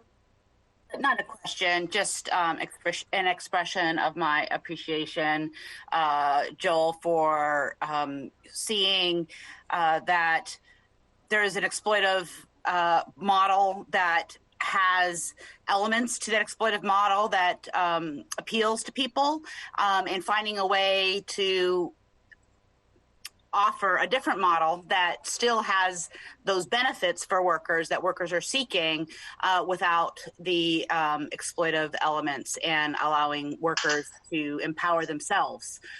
Really feel that that's incredibly visionary, and look forward to working with you more and learning more about the work that you do. Thank you. Thank you. Excellent. Well, very, very well said. Thank you very much, Vice Chair Herbold. Joel, I think that we are ready to move on your appointment, and thank you again for your interest in serving on this board and for the history that you've already been bringing to these discussions and the incredible work you've done in the past. I move the committee recommends passage of Joel Shapiro as member of the Labor Standards Advisory Commission. Is there a second? Second. Thank you very much, Vice Chair Herbold. Is there any additional comments? Hearing none, Madam Clerk, will you please call the roll on the passage of the appointment? Chair Mosqueda? Aye. Vice Chair Herbold? Yes. Council President Gonzalez? Aye. Councilmember Lewis, Yes. Councilmember Morales. One more time, Councilmember. Yes. Thank you. Madam Chair, that is 5 in favor, none opposed. Thank you very much. It is unanimous. Congratulations, Mr. Shapiro. And you, again, don't have to be present, but we will take your motion to the April 12th City Council meeting. The motion has carried and the committee recommendation will be discussed there on April 12th at the City Council meeting for a final vote. Thanks again to all of you. Thank you. And this conversation will continue on LSAC related issues. Let's move on to item number 4. Madam Clerk, will you please read item number 4 into the record? Agenda item number 4, transparency requirements for contract workers for briefing and discussion. Thank you very much, Madam Clerk. And we still have with us Liz Ford, Gabe Gilmore, members of the Labor Standards Advisory Commission. We have Karina Bull here with us from Central Staff and Karam Levitas from the Office of Labor Standards. And Mr. Shapiro, you're welcome to stay with us as well as a member of the Labor Standards Advisory Committee. I know you are also very busy, so if you do feel like you have to leave at any time, no offense will be taken, but excited to have you here and participate as well. Let us turn it over to you all, I think, to talk about what we're doing here. And before we do, I'd like to actually ask Councilmember Herbold if you'd like to have any opening comments as a reminder of what we're doing here today and the conversations that are to come. Thank you. You're so kind. You're kind to give me an opportunity to say a few words, but you're especially kind to make time in your committee to discuss this issue. As I think folks know, it's sort of a legacy issue for me from when once upon a time I had the Office of Labor Standards in my committee. During that period of time, I was really interested in exploring the definitions of what is considered a misclassified worker and what is somebody who's considered an employee, and was feeling at the time that more and more of our workforce was being misclassified as contract employees, and thus not entitled to the growing number of workers' rights that we were along with workers fighting to pass in our city. And so on one hand, we were increasing workers' rights for employees, and on the other hand, more and more people were being classified, I believe, misclassified as contract workers and not being able to benefit for those increased rights. And so and this is a tension, I think, nationally as well, the question of whether or not we make a legal argument or a legislative argument that people who are classified as contractors are that there's a different test to determine whether or not they're employees, or whether or not we just simply extend the rights that we have extended to employees to people who are rightly or wrongly being classified as contract workers. And so, because this national debate has been going on about how to approach this growing issue, this growing problem, I worked with council to pass Resolution 31863 that called on LSAC to develop recommendations to the council for how we should address this issue. Last May, LSAC sent a memo to council with some recommendations for what they describe as a first modest step forward to create more transparency and access to information among those currently classified as independent contractors. And we'll hear more from them about their recommendations, including policy requiring hiring entities to provide independent contractors information so that they can understand the terms of their engagement and determine whether or not those terms have been satisfied. In addition to thanking you, Chair Mosqueda, for making the time here, many thanks to all the members from LSAC for engaging when the council asked that you take on this issue with passage of our resolution. And thank you also for being here to present to us today. And thank you as well to Kareem and the whole team at Office of Labor Standards and our own central staff, Karina Bull, for taking the time to be here in case there are technical questions. Excellent. Thank you very much. And we do have a memo from the Office of Labor, from the LSAC Commission to the Office of Labor Standards. It's also in our materials from May 6th of 2020 as a refresher as well. So I'm going to turn it over to Liz. Thank you very much, Vice Chair Herbold. And we do have about 20 minutes for this presentation. So around 11:35, we'll try to wrap up here. Councilmember Ford. Liz, would you like to take it away? Of course. So thank you so much for being here, for inviting us here to present on the recommendations that we made to OLS back in May of 2020, which seems like a lifetime ago, given all that we've been through between then and now. So in this very short presentation, I will take some time to introduce the Commission and how we came to this recommendation and describe the basics of it. And then I'll turn it over to Gay, who will then talk through some of the coverage limitations that we recommend and also touch on outreach and enforcement.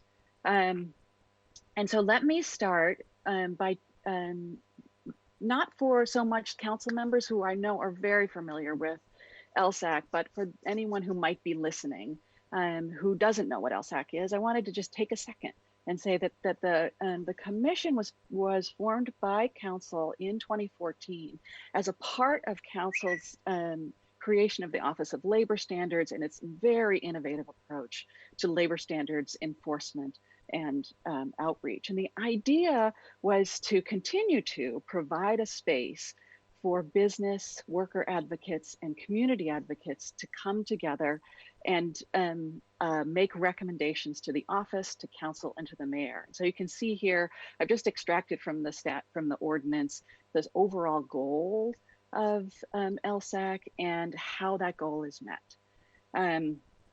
And so the question then is, how is the commission comprised? Well, it's 15 members total. 7 of those are appointed by the mayor, 7 are appointed by council, and 1 is appointed by the commission itself. And that you've just confirmed our appointee, for which we are very grateful, and we're so excited to have Joel with us. The commission itself should be roughly equally comprised of business representatives, worker advocates, and community advocates. And I'll show you a little visual to give you a sense of who we are right now. So this set of logos really describes the membership of the commission. As of now, it includes the several mayoral nominees who should be before you in the next several weeks for confirmation. So you can see we're getting there in terms of getting that tripartite balance. And so then the next question is, how did we come to make this recommendation? Well, the commission created, actually it's back in about 2018, Councilmember Herbold, just probably as you were thinking about this question of definitions, the commission created a working group to think about the same thing. And the composition of that work group is on the left-hand side of your slide. It included Mona Smith from GSBA, myself, Artie Nosrati from Working Washington, and Anthony Burnett from MDB Staffing. That's the group that initially did the groundwork and came up with the recommendation that you'll see, that you've already seen, and I'll describe a little bit. This is sort of a rough timeline. So the working group completed its first recommendation in April of 2020, sent it approved it. The commission as a whole considered and approved it in May of 2020, and we forwarded on to you in June. And we are delighted to have this invitation in February. The independent contractor working group continues on slightly. The compositions changed slightly to include Joel, of course, and also Gay. So the charge from you in the resolution from 2019. There it is, asking us to provide input to OLS on this very difficult question. As the working group started on its work, we quickly discovered that it would be important in order for us to achieve consensus to take this in bites. And so we did that. So you're going to see and have seen that our recommendation is targeted. It is not intended to be mutually exclusive with other means and methods of addressing the question of independent contractor misclassification and also exploitation. So one of the things we noticed in your resolution is that one of the whereas clauses led us to the Washington Department of Commerce study. And we took a look at that, and there was one thing jumped out at us quickly, and that was that this graphic here, which I'll describe in a second, suggested that there's a really basic information gap with independent contractor workers. So the top line, that red line, indicates the 1099 filings, the sort of percentage of 1099 filings. The bottom two lines are self-reported status. How do people report themselves? And you can see there's a major gap there. And so if workers are not even sure if they're independent contractors, it was likely to us that they lacked other really basic information. And in fact, we knew this to be true from our own experience on the task force. We have folks who represent low-wage workers in employment claims, and folks who organize low-wage and gig workers, as well as businesses that interact with independent contractor workers. So this was consistent with what we believe to be true, which is there is a serious information deficit, especially among low-wage independent contractor workers. So what did we look at next? We looked at, okay, what's the basic information that an employee would be entitled to under Seattle ordinances? So here it is, right? It's just the kind of information necessary so that you can look at what was I supposed to be paid? What was I actually paid? Do they match? So who's my employer? How do I get in touch with them? What's my rate of pay? If there's tipping, how does that work? Am I paid on commission or piece rate? And then when should I get paid? And then to compare on the pay stub, you need a version of that same set of information. So from that, we thought, well, what seems very sensible to us is to a policy that requires that same sort of parallel set of information. So independent contractor workers should be able to understand the terms of their engagement and then be able to figure out if they've been paid right. Right, and this is Councilmember Herbold, the piece that you called out at the top. This is intended to be a first step and not a last step. All right, so here is the same visual depiction of the independent contractor disclosures that we're proposing or recommending. There is a pre-contract set and a time of payment set. They look very similar with some important distinctions. So, who's my hiring entity? How do I contact them? How am I being paid? And importantly, what are the typical expenses that will be unreimbursed? So what should I expect to pay out of my pocket and therefore deduct from how I'm budgeting? How am I paid? Is this a piece rate? Is this a flat rate? What is this? If there's tipping, how does that work? And then when do I get paid? Time of payment, same sort of comparative set of information. What did I just get paid for? Which is important in the independent contractor circumstance to us, because it could be a per item payment. What am I being paid for now? How am I being paid? Are there tips? How does that work? And what's the total? Did you deduct anything? So that's sort of the basic recommendation. Now I'm going to turn it over to Gay to go a little further and talk about some of the details. Thanks, Liz. The gist of kind of what we're advocating for is, of course, letting people know what their labor is going for in plain English and repeatedly. So if you're working for someone, you deserve the right to know all of the things that Liz was talking about. If you're an employee, an employer relationship, but it should be no different if you're in an independent contractor and a hiring entity relationship. And we really truly believe that having this sunlight into what's happening will be the best first step in protecting our most vulnerable workers by standardizing this disclosure. And it could be that a consequence of not having this proper disclosure means that you're in an assumed employer relationship. So it kind of ups the stakes if you're not able to provide this kind of common disclosure. So when it comes time to implementing this, right, we only were talking originally about exactly how to stop misclassification. And I think what we're saying is the first step in this policy is to provide a common disclosure across everything. And then once we're implementing this as actual regulation, there are some additional consequences. And so outreach and providing some type of standardization, as well as making sure we're not sweeping up people in the legislation that we don't want to, is critical. So along those terms, we're suggesting that OLS provide a very great website that will help walk workers and employers and hiring entities through some type of flow chart that will really help them determine what relationship they're in and what disclosures are needed in some of the most common cases, because we know what a lot of those common cases are, as well as making sure that that we are not sweeping up certain groups unnecessarily.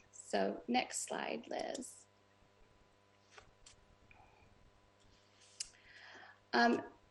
And actually, can you, yeah, there we go. So some of these coverage limitations are some of the same things that we were considering that we see in some of the other OLS regulations. So making sure that we are not sweeping up just the smallest of businesses. So our suggestion is to cover anyone who's retaining 5 or more independent contractors on a consistent basis. So obviously the largest groups of hiring entities like temporary agencies, the TNCs, the online platform hiring agencies, but not necessarily bringing in some of the smallest of businesses. Likewise, we don't want to sweep in some of the short-term contractors. So even an individual like myself hiring a plumber, or the relationship I have with a hairstylist, some of these things, these are independent contractor relationships, but we don't want to sweep them up under this legislation because this is not what we're trying to protect against. On the other side, we don't want to sweep in some of the largest but not vulnerable workers who are typically in independent contractor relationships, lawyers, accountants, freelance designers, and our suggestion is anyone making over $75,000 a year. But the goal is, at the baseline, to provide all workers of their rights while protecting the most vulnerable workers at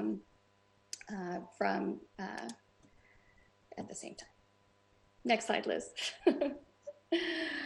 So with that, we have to think through enforcement. We're the Labor Standards Advisory Commission. We advise the Office of Labor Standards, and what they do is a lot of enforcement, a lot of outreach and education. And so these are some additional suggestions that we made. Unlike other labor standards, this recommendation will only require notice. We're really talking about being upfront with all workers and repeatedly informing them about what they're doing. We talk about it colloquially as having kind of a nutritional facts box around your labor contract, what you're getting paid for. It should be very clear and easy to understand. And if we can put it on every packaged food, we should certainly be able to put it on every worker and give them the rights that they deserve. With this, because it is only notice, we have to be careful because there will be unique enforcement models around it. And of course, we are going to have to do a ton of outreach and education because, as Liz was mentioning, we have people who don't even realize that they are in an independent contractor relationship with their company. And so this is going to require a lot more outreach to the workers, the hiring entities, as well as even individuals who will now worry that they might be being swept into this labor standard. And so, there's going to be some implications to it. The one thing I want to just quickly say in summary is that we, of course, our whole commission is about protecting workers. I was very moved by the public comment at the opening of this meeting, and we think transparency is a key foundation to protecting workers' rights. And we believe that as more and more people become independent contractors, they deserve this same sort of protection. And this is a critical first step in enabling people to understand what their labor is, understand what the expenses are that will come along with being an independent contractor, figure out how they're going to be paid so that they can take action when things are not, when they are not getting what they deserve, what was disclosed to them, so that they can have some action or work with us or the Office of Labor Standards to come back on enforcing that. Liz, back to you if you have anything else you wanted to say in summary. No, we thanks so much for giving us this opportunity, and we welcome any questions that you have. Councilmember Herbold, anything in closing?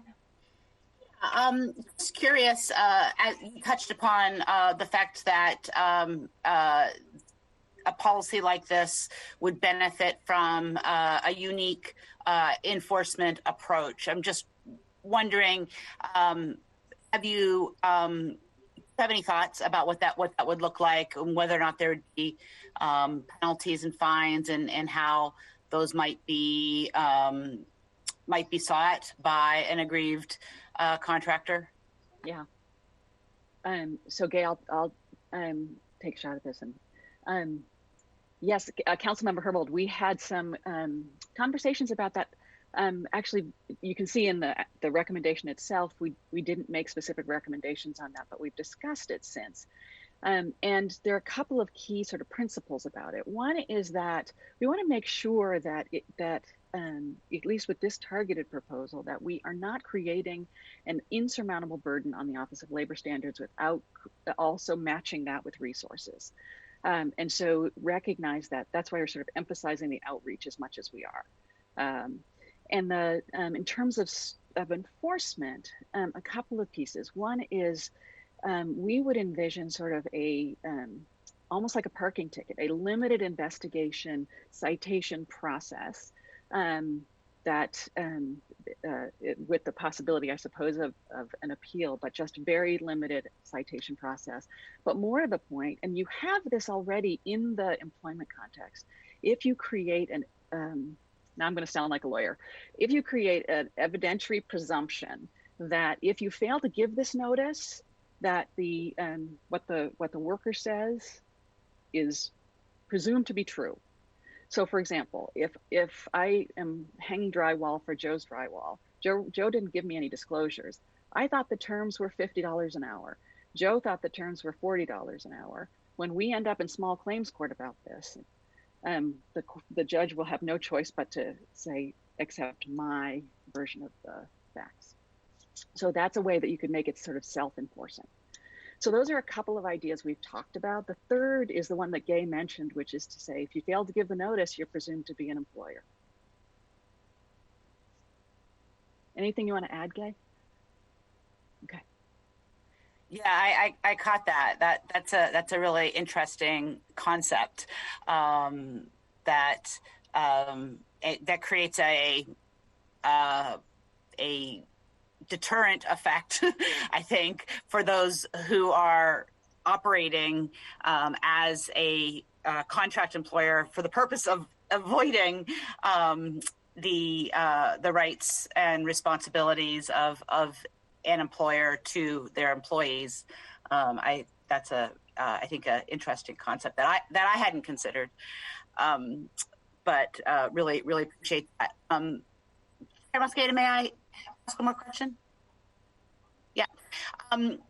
So we, I think you all acknowledged listening into public comment today. We heard testimony from folks who are supporting what's being called a pay-up policy campaign that includes a minimum pay that guarantees workers make more than a minimum wage after expenses, makes clear that tips are on top, protects flexibility, has some transparency recommendations as well. Just interested to hear from LSAC how the recommendations that you're making today can lead us towards having that other next important discussion around not just the transparency around the remuneration that workers receive for their labor, but regulating some of our expectations in a way that ensures that it's not continue to be an exploitive model. I can take a stab at that. I think one of the things that we heard was that transparency is really important, and specifically for workers in the gig economy, it's oftentimes a black box algorithm with no idea of like what's being used to calculate their actual pay, and that oftentimes has changed constantly. And so I think part of the goal here is if we can provide transparency and a vehicle for transparency to get that in writing and to get that down, I think then future steps of looking at what is pay, does that match kind of the pay up legislation and ideas, is there kind of a mismatch there, I think will help moving forward to really understand, what are the terms of the pay? Is it below minimum wage? Should it be more? How are expenses being calculated? So we see this really as a first step to really be able to enforce, as well as just more clearly articulate the expectations and then accountability for meeting those. Thank you very much. So we will have the opportunity to have this in this topic again in our committee, I believe the next meeting and the meeting after that. So thank you very much, Councilmember Herbold, for teeing this up, and for all of you for being with us. Liz, anything in closing? No, I just want to say thank you very much. Okay. You're welcome. And thank you very much, Gay. Thank you very much, Joel and Karim. We appreciate you all being here. Karina, thanks as always for walking us through this item. Councilmember Herbold. Thank you. I just want to be transparent in that I have been working with Karina on draft legislation to implement the recommendations of LSAC in this area, but I am, as always, open to working with members of this committee if there are steps that we want to take towards the recommendations of the Pay Up campaign within the context of this bill, or perhaps we want to create some expectations for ourselves within the context of this bill for next steps around the pay up proposals. I'm open to how we might do that, understanding that there is a lot of overlap between the recommendations that we have before us today from LSAC and what we're hearing from gig workers, and just want to highlight that even though I have been working on a bill that focused on these particular recommendations, I'm open to working with you to address some of the issues that we've heard today in public comment. Thank you. Excellent, thank you. And we will follow up with you offline about that. And if there's other council members that are interested, please do let Councilmember Herbold know. Thanks, everyone. Great to see all of you. Appreciate your time today. And we will see you very soon. Okay, Madam Clerk, could you please read item number 5 into the record? Item number 5, Council Bill 120018, an ordinance relating to grant funds from non-city sources for briefing, discussion, and possible vote. Excellent. Thank you, Madam Clerk. I see Director Emily Alvarado from the Office of Housing here, Tracy Ratcliffe from Central Staff, Eric McConaughey, and I believe Brian Goodnight. Hello, everyone from Central Staff. Thanks for being here with us. And again, Councilmember Peterson, thanks for joining us early today and staying with us for this agenda topic as well. Colleagues, as a reminder, this rental assistance bill was discussed in our last committee. This is tied to the December 2020 COVID relief bill that Congress passed. This is our opportunity here in City Council finally to have the conversation we had been long anticipating. The legislation was transmitted to us just before our last committee meeting, and we now have the opportunity to really walk through the proposed amendments in front of us. And I ask that we go through the presentation and go ahead and save questions and comments specific for each of the amendments as we have them. Tracy, did you have a presentation that you wanted to walk us through today? I do, very briefly, Councilmember, if that's okay. I will start to share my screen here. Let's see, make sure I've got the right one. Okay, y'all can see that, can you? Mm-hmm. Wonderful. So Tracy Ratslip, Council Central staff, and I am joined today by my Central staff colleagues, Brian Goodnight and Eric McConaughey, who are knowledgeable about Seattle Public Utility and Seattle City Lights utility assistance programs, should questions come up about these programs in light of this legislation that does include some utility funding. So as you indicated, Councilmember Mosqueda, at the March 16th Finance and Housing Committee, there was an initial presentation discussion of Council Bill 120018, would allocate $22 million of federal funds for rental and utility assistance. On Thursday of last week, I emailed to the council members a memo that provided a summary of this legislation and the 3 proposed amendments that will be discussed at today's meeting. So just very briefly, to remind you, and $22 million that would be allocated, proposed to be allocated consistent with the way that we actually allocated about $9 million of rental assistance that the city received last year. Proposed uses include rent and utility assistance.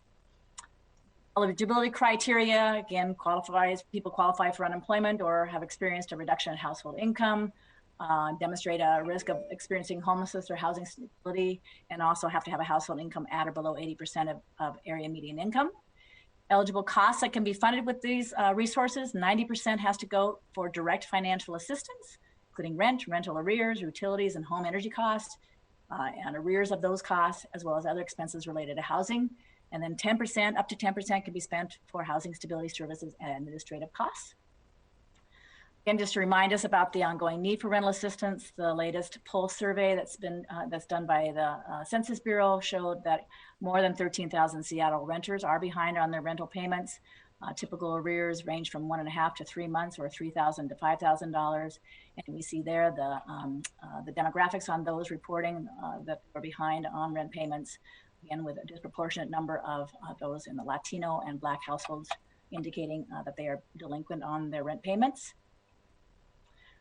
In terms of the proposed allocations of the $22 million, $8 million is proposed to go to the United Way to provide rental assistance for low-income tenants. It would also allow small landlords to apply on behalf of eligible tenants. $7 million would go to the Office of Housing for rental assistance for low-income tenants and publicly subsidized affordable housing. $6.2 million would go to community-based organizations to provide rental assistance and support services for low-income tenants disproportionately impacted by COVID-19. And finally, $1.5 million would go to Seattle City Light and Seattle Public Utilities, Seattle City Light getting $1 million and Seattle Public Utilities getting $500,000. That would be used for emergency utility assistance for low-income renters with outstanding utility bills. In terms of the proposed amendments, I should make sure, are there any questions about the legislation as proposed? Thank you, Tracy. If you could go back a page, I do have a question about the community-based organizations. I think a lot of folks have expressed a lot of interest and support with making sure that CBOs get direct cash assistance, as your previous slide showed. Twice as many individuals who are from African American and Latino communities are facing eviction compared to their white counterparts. So the question I have about the CBO allocation of funds is, do we have a list of the proposed organizations that will be responsible for dispensing rental assistance? Is there an oversight process in terms of community individuals directly experiencing eviction, and the organizations who are helping those individuals experiencing eviction and having a role in providing recommendations and accountability and oversight to make sure that the process is indeed addressing the disparities that we see? I think I'm going to have Emily Alvarado from the Office of Housing respond to that question, Councilmember. Chair Mosqueda, council members. So the proposal for the community-based organizations is that we will proceed with a really light touch RFQ process, an application process that would seek to identify community-based organizations who have experience providing rental assistance and who have expertise serving communities who are disproportionately impacted by COVID and by housing instability. So, for example, we've done a lot of outreach and engagement already with community-based organizations because there are rent assistance programs that have been previously run by the Human Services Department in partnership with the Housing Levy, with the state, and with the county. There already are many community-based organizations who have done this work. And we've been talking to groups like, so I'm just giving examples, Bird Bar Place and Chief Seattle Club and El Centro de la Raza and Muslim Housing Services. As example, Interim CDA as examples of agencies who have expressed interest and who fit this category of essentially being BIPOC-led organizations with expertise in rental assistance services. So we're going to see how many folks apply through that process with a goal of turning it around very quickly and allowing them to have the maximum flexibility as allowed by the federal guidelines to then administer those resources on behalf of their community. Okay, thank you very much. That's helpful. I know that there's a lot of community of color-led organizations who have stepped in to provide COVID relief during this last year who typically don't provide rental assistance, but have stepped into that area specifically because of the trusted relationship that they have with Black, Indigenous, and people of color communities. And as an organization, they wanted to provide that service. So what I'm hearing is that that's specifically the type of organization and direct service that you're hoping to serve here, to make sure that communities of color have the chance to have direct connections funded so that they can provide rental assistance. Okay, great. Council President. I had a similar line of questioning. Mine, and I just want to make sure that I understand, because the way I was looking at it was the full $22.7 million, not just the $6.2 million. So I want to know how these allocations, regardless of who they're going to, center the needs of those disproportionately impacted by inability to pay rent, which was shown on the previous slide. So, I just want to make sure that the entire $22.7 million is being utilized in a manner that is reflective of the need within our community, and there is no doubt that there's a disproportionate need within the Black and Latinx communities, and don't have a clear sense of how these dollars are being used to align these dollars with that known need. Thank you for that question, Council President. I mean, I think your framing is exactly right. We have proposed 3 different strategies that all seek to achieve the outcomes on focusing and centering on those who have been most impacted, but they do it in different ways. And so first, I would say that we used the United Way program and the Office of Housing programs previously, and they both did show strong outcomes as it relates to racial equity, but we have also heard in terms of demographics served, I should say, but we have heard very explicitly from community-based organizations led by folks of color that demographics is not sufficient. And so an added strategy of using trusted partners helps to round it out. But I will say, here are a few things that underpin all of the programs that demonstrate their targeting. First, the United Way is working in parallel with the King County's program, and King County is investing significant resources in rent assistance. Under that program, they are targeting the AMIs to folks at or below 50% of area median income to really ensure we're driving to those lowest income households, which is consistent with both the federal guidelines and national best practices, and more overlays with communities of color income. Second, I would say that for the Office of Housing, we know that people living in city subsidized housing are also even more lower income than the general population of renters. Those folks are at or below 60% AMI already, and most of those people served under our last program were at or below 30% of area median income, many of whom disproportionately in the portfolio are represented by folks of color. In both of those strategies too, I should say, both United Way and Office of Housing, we are also working with community-based organizations. So United Way subcontracts with Urban League, for example, and Solid Ground and Wellspring and Neighborhood House, who all have some community connections. Through our Office of Housing, we will be providing support for largely nonprofit landlords who are also community-based organizations like Community Roots Housing, Lehigh, SCIPTA, Interim, and others.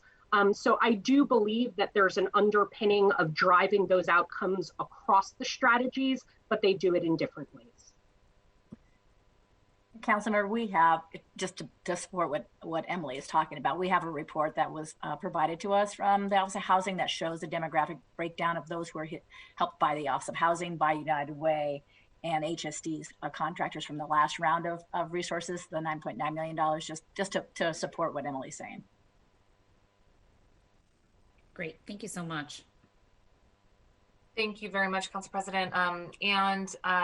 Director Alvarado, one other thing that we can get more information from you about offline is how referrals are processed either at the city or within United Way. One of the questions that I had been receiving is how do community organizations who provided referrals know that those individuals have been processed, have received assistance, and what is the follow through with the, especially community of color led organizations that are making those referrals. Obviously not everybody is going to be able to be served by the community based organization allocation that we're now considering today.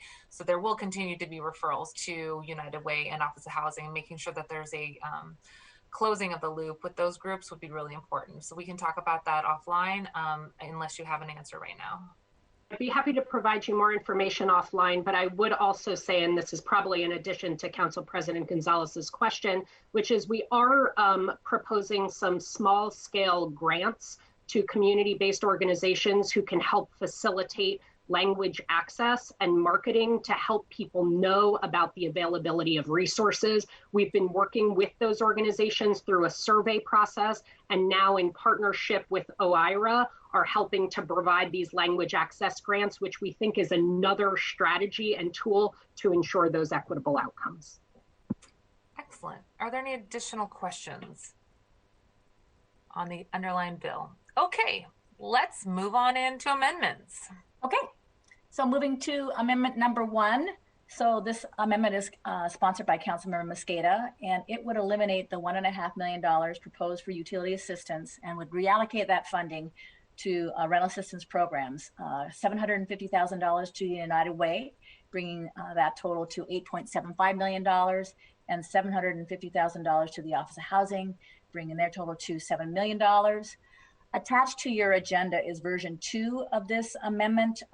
That's different than what I sent to you last week in the memo. I inadvertently left out a section of the introduction section to the appropriation section where we struck the appropriations, but there was language that also talked about the grant acceptance by Seattle City Light and Seattle Public Utilities, and that amendment strikes that grant acceptance language as well. So it really is kind of a technical cleanup and backs up the existing appropriation language, which strikes the appropriation for those 2 departments and then reallocates the funding to those other 2 entities. Great. Well, if we want to do this, colleagues, maybe what we'll do is pause on each one of these amendments and we can consider them as we go forward. Okay, great. Great. Just to add a little bit of additional context to what Tracy mentioned for amendment number 1, this is version 2 that we have in front of you. The American Rescue Plan Act, adopted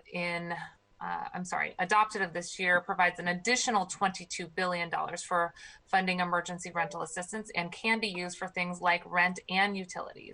It is likely that the city of Seattle is going to get a direct allocation of this funds in addition to this $23 million that was allocated by Congress last December. This would give us additional flexibility provided to both in terms of relief for rental assistance and can also be used for utility relief. This can also be used for commercial rate payers, which will be necessary to help small businesses make it through the remainder of the emergency. We're still awaiting final word on the amount and the timing from the federal government, but I wanted to flag for folks that there is additional assistance specifically for utility assistance and rental assistance forthcoming.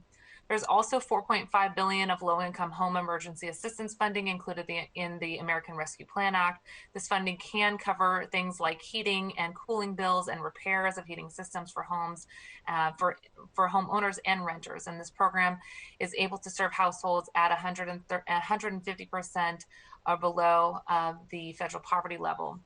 This is a great example of where we can continue to see additional support for not only providing direct payment assistance for rent, but additional assistance for those who need help covering the cost of utilities. ARPA provides $500 million in assistance for low-income clean water customers as well, so there's additional support coming for that public utilities. Again, information is forthcoming about how the program will be administered and the strategies for how cities can access those dollars, but I think that this is an important element to consider that was not available when the bill was initially being drafted. We did send a memo out last Thursday to colleagues, including the proposed changes here. And I understand that the public utility departments have raised some concerns about desiring the $1.5 million here. My intent with this legislation in front of us is to make sure that every dollar, as the council president also said, every dollar of that $22.7 million gets directly into the hands of those who need rental assistance. And given the additional information that we've received since the drafting of this legislation, the possibility for there to be additional utilities assistance, and my understanding from talking with Representative Macri as well, state legislation which has prevented individuals from being evicted for failure to pay utilities. I think if we had to look at Maslow's hierarchy of needs, the most important thing that we can do right now is help directly pay rental assistance and helping to keep roofs over people's head. The amendment that Councilmember Peterson and Councilmember Herbold are bringing forward, I think both are in that same vein of trying to make sure that we're getting as much directly out the door as possible to keep roofs over people's heads. So while I appreciate that there is an ongoing need to expand the utility discount program, which I've been a strong proponent of, especially when I was chair of Seattle City Light, and will continue to be a strong supporter of with the chair of public utilities currently, I think that the $22.7 million today really provides us with a direct opportunity to get these dollars into the hands of people who need it to keep the roofs over their head. So I would love to have your support as we look at the possibility of directly allocating all of these dollars. And I know even $1.5 million was not enough. So I'm hoping that these future iterations of federal assistance will provide the sufficient amount that the utilities need in order to deal with back rent. But again, looking forward to doing everything we can to make sure that these three silos have additional support as we try to get dollars out the door. Are there any questions? Councilmember Herbold, please go ahead. Thank you. I haven't moved it yet, just we're in the discussion phase. So did you want to do that? Sure, should I go ahead and do that? Okay, I'll do. Let's put the bill in front of us so that we can then move the amendment. My goodness. To get this bill directly in front of us and to consider the amendments, I move the committee recommends passage of Council Bill 120018. Is there a second? Second. Thank you very much. It's been moved and seconded. So now we have the bill in front of us officially. And since I described Amendment 1, Version 2, I'm going to go ahead and move it. I move the committee amend Council Bill 120018 as presented in Amendment Number 1, Version 2. Is there a second? Second. Thank you very much. It's been moved and seconded, and now Amendment Number 1 is in front of us. Councilmember Herbold. Thank you. I did offer a second so that we could discuss this further. I'm a little bit on the fence about this. I didn't really understand your Maslow's hierarchy of needs reference because, you know, absent an eviction moratorium, you can get evicted just as easily for non-payment of utilities as you can for non-payment of rent. So I'm not quite sure I understand why rent assistance is a higher need than utility assistance. So thank you for asking that question, and maybe that wasn't the best analogy to use, but one of the ways that I'm seeing this is with the current eviction moratorium in place, we know that water is not being shut off, electricity is not being shut off, and evictions are not happening because of failure to pay those. However, for example, if someone doesn't have the ability to pay their internet, which we're going to talk about in a second, and they can't keep their job, then it's likely that they're also not able to pay their rent. So for me, this is really about how we make sure that these direct dollars go directly into payments for rental assistance. And with the new information that the federal dollars the forthcoming federal dollars for ARPA, which we will be discussing very soon, will be able to go into things like utility assistance. My thought was that we use all of the $22.7 million that was allocated in December's federal allocation and try to put all of that into rental assistance.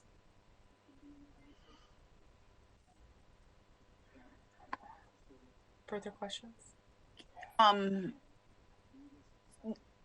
My question was, given that we are in an eviction moratorium, so people aren't being evicted for not paying their rent, but they are acquiring bills associated with not paying their rent.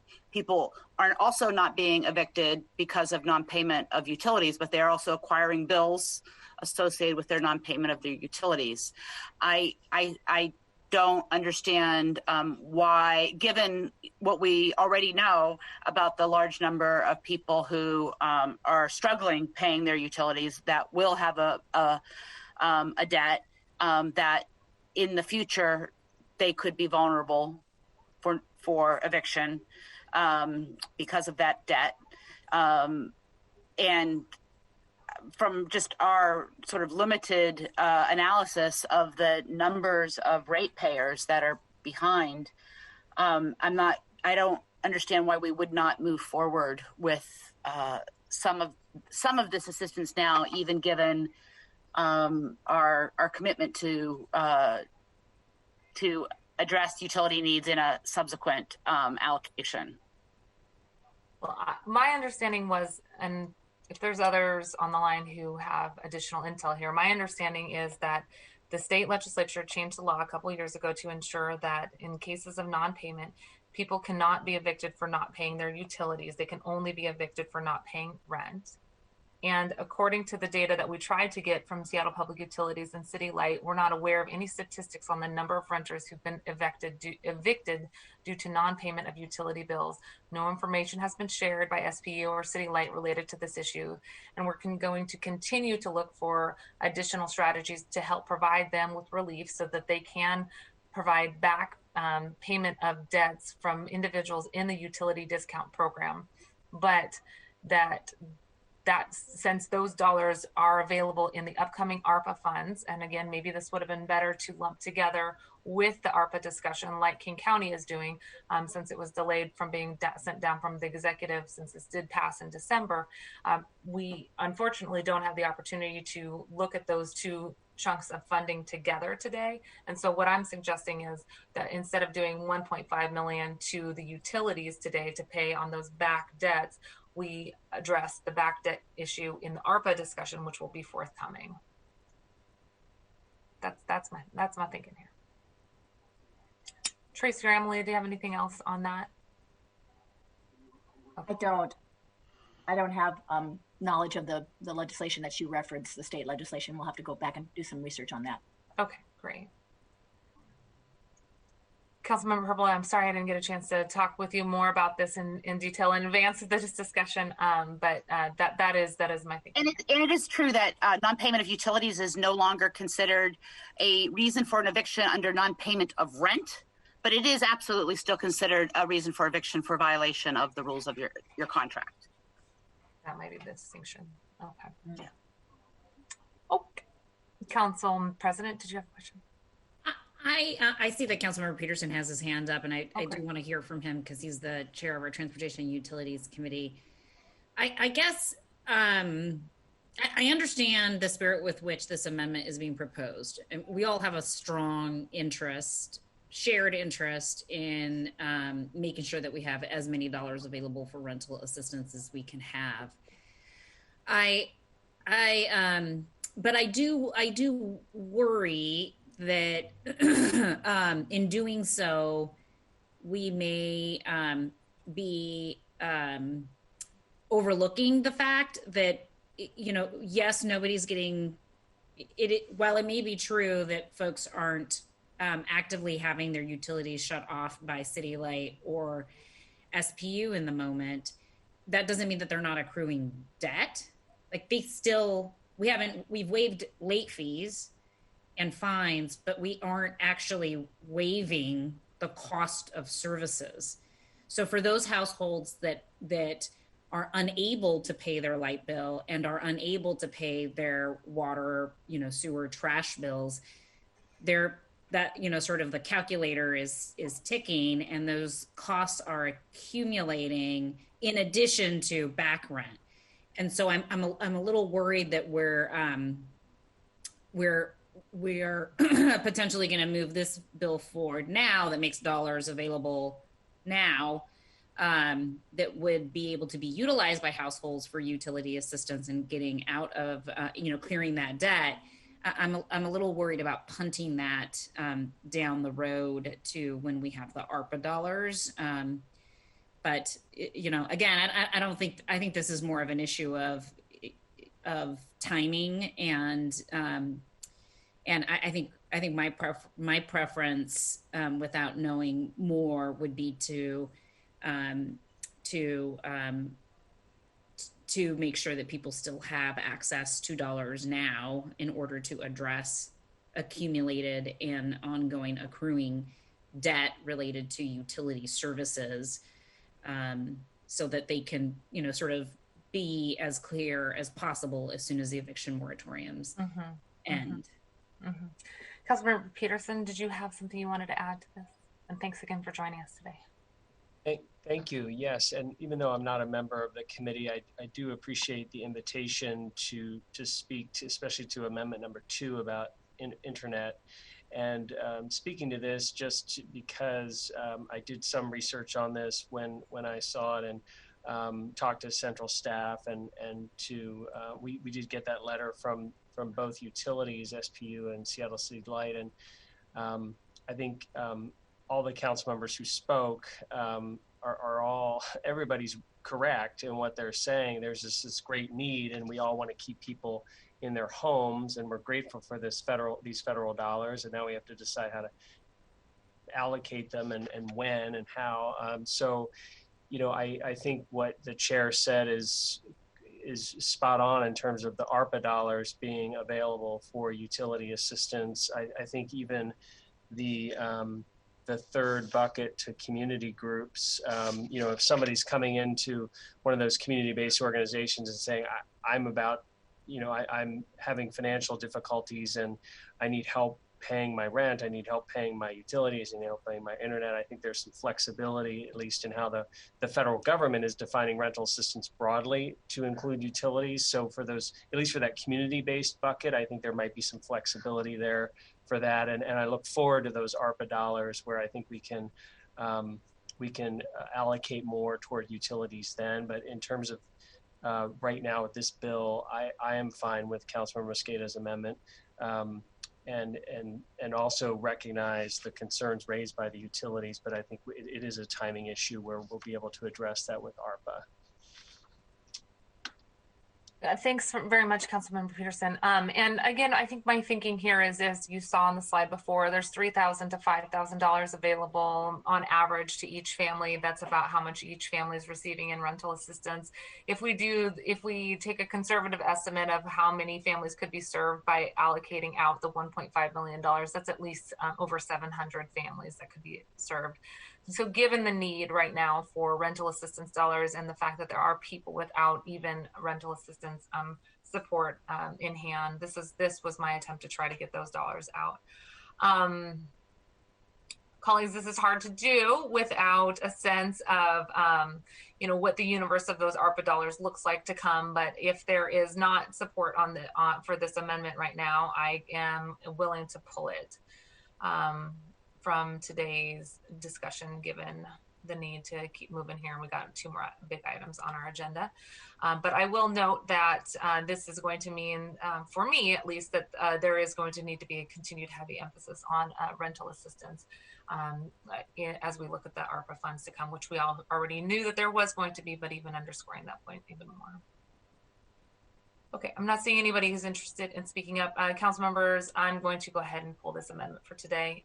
Let's move on to amendment number 2. Okay, moving to amendment number 2. This amendment would add internet services as an eligible cost that could be funded with the resources allocated to community-based organizations. These organizations would be working directly with clients to determine the need for such assistance relative to the need for rental assistance, and will, as appropriate, be structured in such a way to be able to make payments to internet providers if that assistance is necessary. And this is sponsored by Councilmember Mosqueda on behalf of Councilmember Peterson. Okay, Councilmember Peterson, I'm going to move your amendment to get it in front of us. I move to amend Council Bill 120018 as presented under amendment number 2. Is there a second from our committee members? Second. Thank you very much, Council President. Councilmember Peterson, would you like to speak to your amendment? Thank you, Chair Mosqueda, and thank you again for the open invitation for this committee when dealing with these federal dollars, and specifically for this amendment, amendment number 2. Want to thank your office for working with my legislative aide, Cara Valle, on this amendment. We know that COVID has laid bare the inequities, including the digital divide, and consistent with the Internet for All resolution and action plan adopted unanimously by the Council, this amendment would simply add internet services as an eligible cost that could be funded as part of the assistance being allocated by the community-based organization bucket of these dollars. So it's just for that third portion where this would be added as potential. So as residents are meeting with those community-based organizations and articulating what their needs are, internet could just be part of that because those are provided by private companies that could shut them off. And as we've learned the hard way during COVID, people are struggling without good internet connections to pay their bills, to connect to jobs, school, other services such as healthcare. So this would just really open up the options for the community-based organizations. Excellent, thank you very much. I did have the chance to check in with a handful of folks who are working right now with making referrals, and hopefully will soon be able to do direct rental assistance themselves. And some of those organizations who are BIPOC led did say that they on a individual basis do hear of situations where paying internet is really critical for folks keeping their job in this work from home environment, and let alone kiddos being able to learn. But if they don't keep their job, then they can't keep their home. So I think that there's an important nexus there. And my understanding is the CBOs having direct ability to make those decisions on an individual basis, having direct contact with the folks in community will make this really feasible. So we'll look forward to supporting you, Councilmember Peterson. Any additional comments or questions on this? Okay. I just wanted Council to say, President, please go ahead. Chair, I just wanted to say thanks to Councilmember Peterson for bringing this particular amendment forward. I think it's a smart amendment to make. It doesn't appropriate specific amount of dollars to internet services as sort of an eligible cost, but it does make the important addition to allow for our community-based organizations who are on the ground providing the services to have flexibility to provide internet service dollars as needed and expressed by the families that they are serving. So I think, we did some outreach as well to some community-based organizations who told us that this is definitely something that they are hearing more of from the folks that they are serving. And so I think this is a a good way to allow community-based organizations to be nimble in this space and to make sure that they're creating as much of a stable home environment as they possibly can for those seeking rental assistance. So huge thanks to Councilmember Peterson for advancing this and look forward to supporting it. Thank you, Council President. Any additional comments? Okay, I'm seeing none. Madam Clerk, let's go ahead and will you please call the roll on the adoption of Amendment 2? Oh, aye. Vice Chair Herbold. I'm sorry, Vice Chair Herbold, I don't think we heard your vote. Okay, Council President Gonzalez. Aye. Councilmember Lewis. Yes. And Councilmember Morales. Yes. Madam Chair, that is 5 in favor, none opposed. Thank you very much, Madam Clerk. The motion carries and amendment number 2 is adopted. Thank you very much, Councilmember Peterson, for your contributions and your discussion here. Councilmember Herbold, you have the last amendment in front of us. Is there any explanation, Tracy, that you'd like to give before we move? Very briefly, this amendment would direct the Office of Housing in cooperation with the United Way to do proactive outreach regarding available rental assistance funding to landlords who may be struggling with mortgage debt due to rental payment delinquencies. Councilmember Herbold is the sponsor. Excellent. Councilmember Herbold, would you let me go ahead and move the amendment for us, if that sounds okay. Or if you'd like to, you're welcome to as well. Okay. Council colleagues, I move to amend Council Bill 120018 as presented on amendment number 3, sponsored by Councilmember Herbold. Second. Thank you very much. It's been moved and seconded. Councilmember Herbold, would you like to describe it in more detail? Sure. Very briefly, I want to thank Director Alvarado for working with my office in developing this amendment.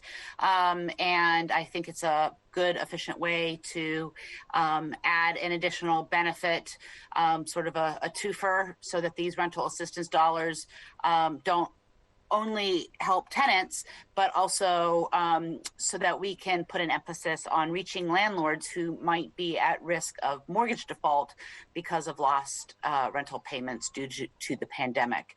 The amendment doesn't set aside a particular amount of funding for this group. Instead, it ensures that small landlords receive information about the rental assistance already available to them and their tenants through the United Way of King County. As Director Alvarado explained to us the last time she spoke with us on this issue, under the United Way program, landlords with up to 4 tenants in need of assistance are able to apply for the funding on behalf of their tenants, and tenants can apply directly.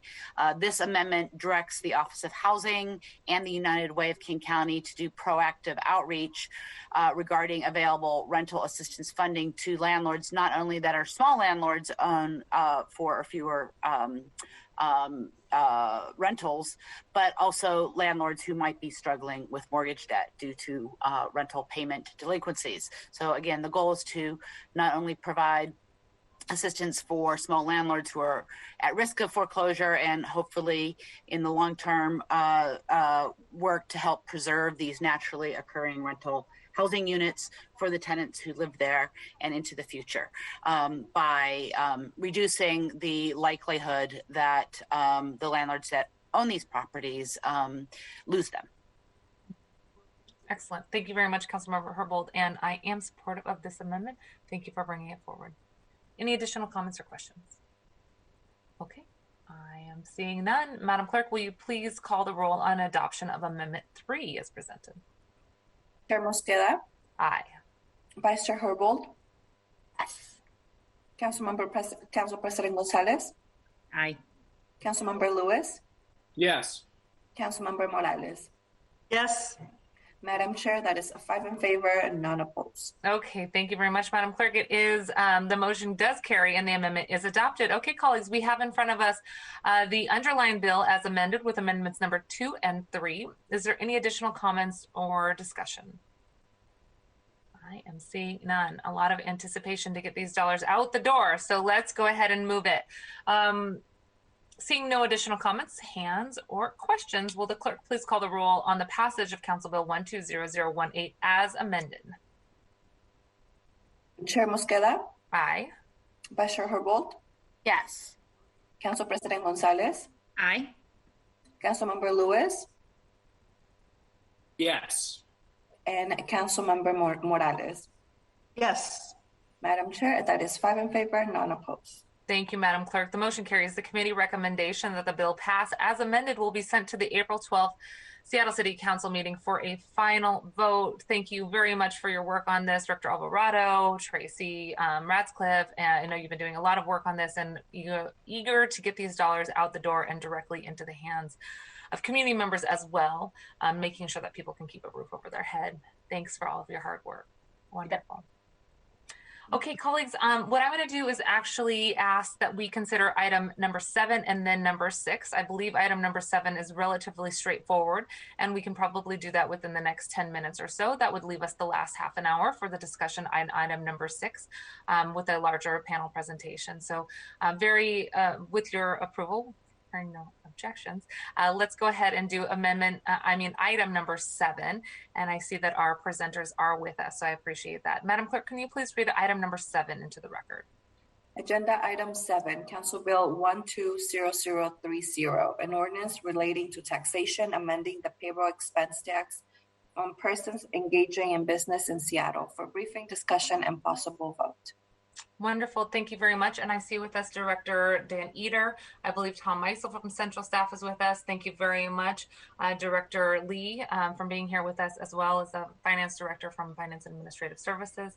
And council colleagues, as a reminder, Council Bill 120030 is an amendment to the Jumpstart tax legislation that we passed last year as a result of the long work that we did in community with businesses and labor and community partners. And all of that conversation then led to the passage of a bill, which then leads to rulemaking. Finance and Administrative Services did a tremendous job of pulling together businesses who would be payors of the tax to implement the legislation.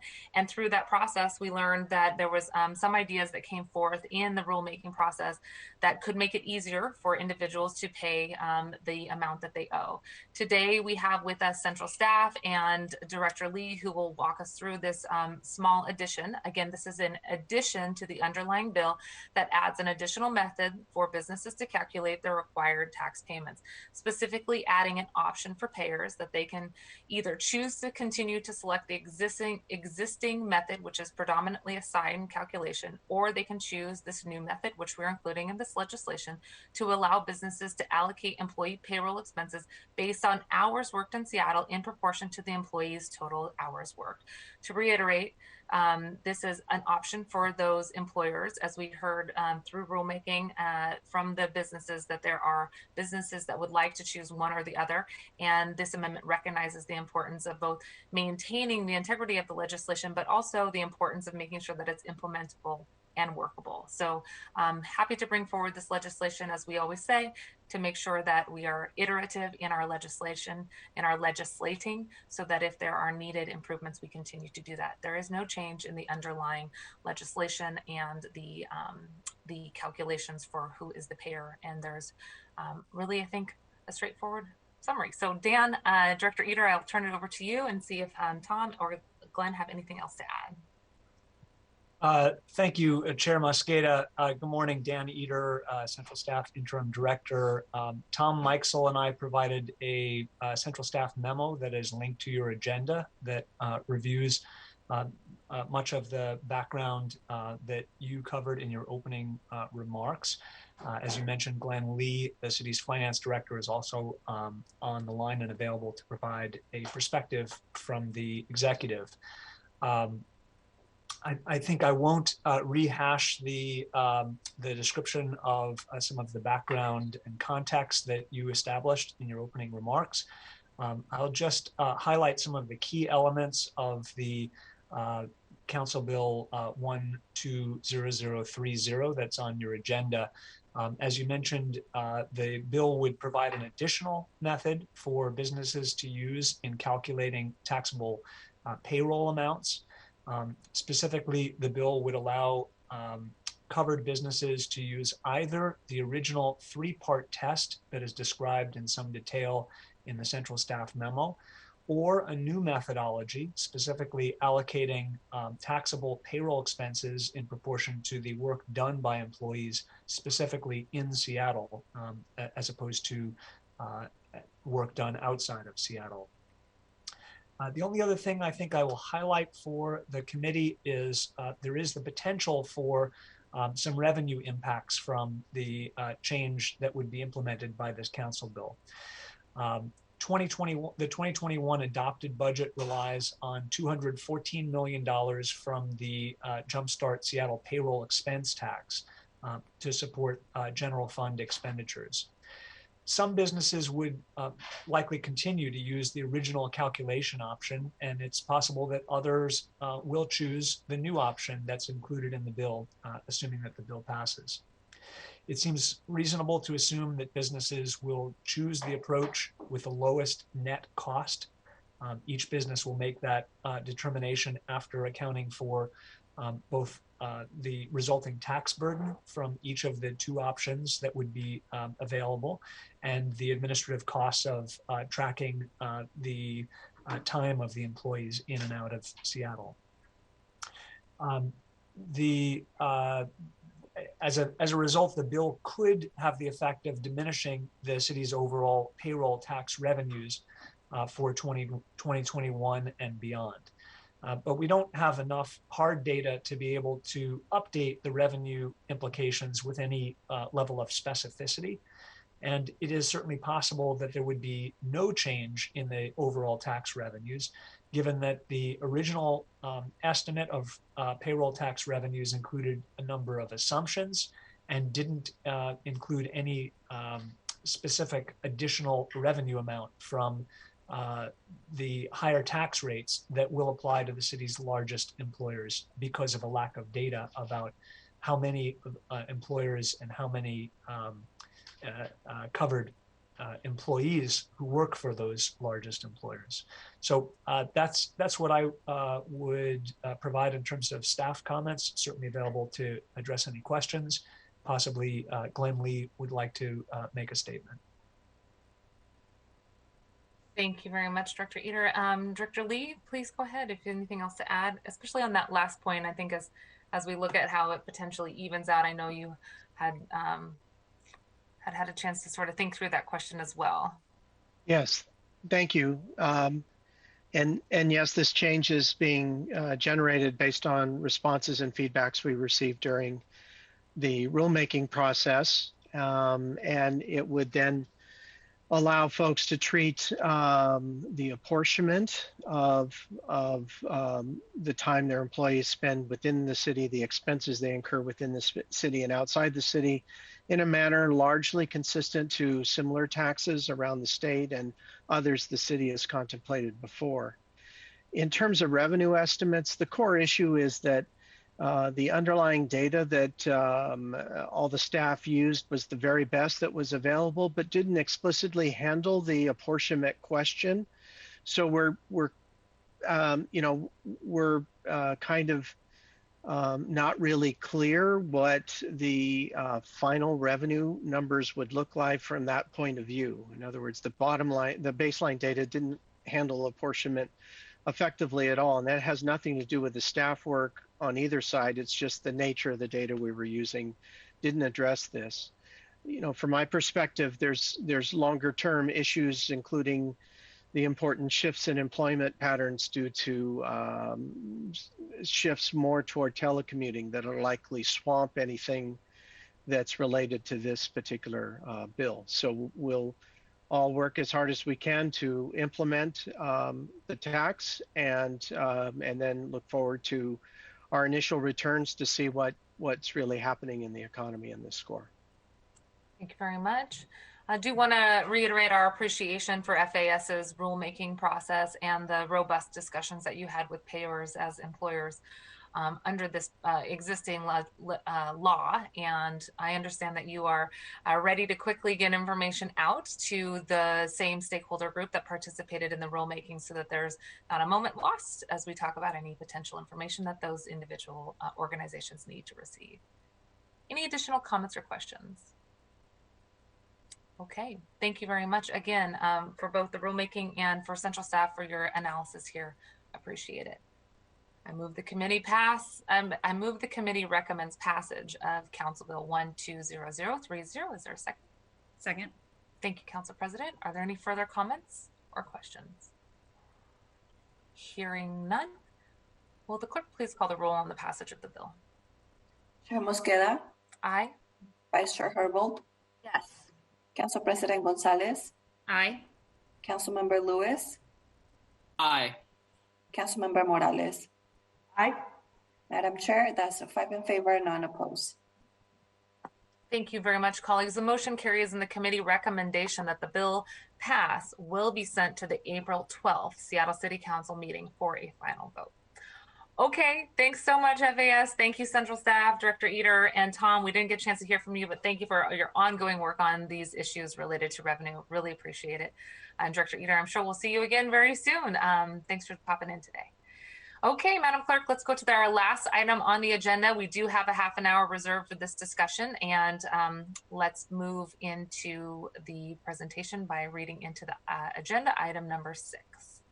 Agenda item number 6, Council Bill 120029, an ordinance amending Ordinance 126237, which adopted the 2021 budget, changing appropriations to various departments and budget control levels, and from various funds in the budget for briefing, discussion, and possible vote.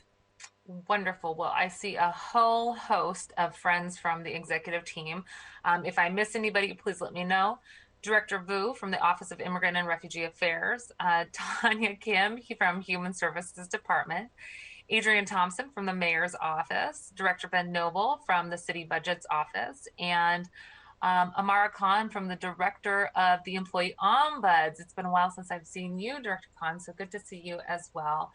Did I miss anybody? Okay, wonderful. Well, thank you very much. And Council President, you and I have the chance to sponsor this legislation that was sent to us from the Mayor's Office midweek last week, and wanted to see if you had any opening comments that you'd like to share before the panel begins. No, I know we're running short on time, so I'd be really interested in just kicking off the discussion so we can ask some questions, because I know we have a lot of those. That sounds great. Thank you very much, Council President. Let's go ahead and do that. Director Noble, are you going to get us started here? Or whomever would like to get us started, you are welcome to start us off. Adrian, perhaps on the policy side, really. Thank you. Yep, I am trying to share my screen. So thank you, Chair and committee members, for the opportunity to present today to you all on our proposal around the response around hate crimes here in the city. As many of you know, this past year has been really difficult, specifically for some of our community that have really faced a lot of hate crime issues, and we're trying to figure out ways to address. This was escalated even further with the incident that happened in Atlanta. And really, we've been working closely with community to figure out what's the best way to really provide a response that is community-based and is really around community capacity building. So we're excited to bring to you today, to this committee, a proposal that we believe helps address some of the concerns that we've heard from community. I know the mayor has personally done several walks, roundtables, as well as many of our departments with our community members, and are going to just do a quick overview of the proposal today, as well as being able to answer any questions that any of you have.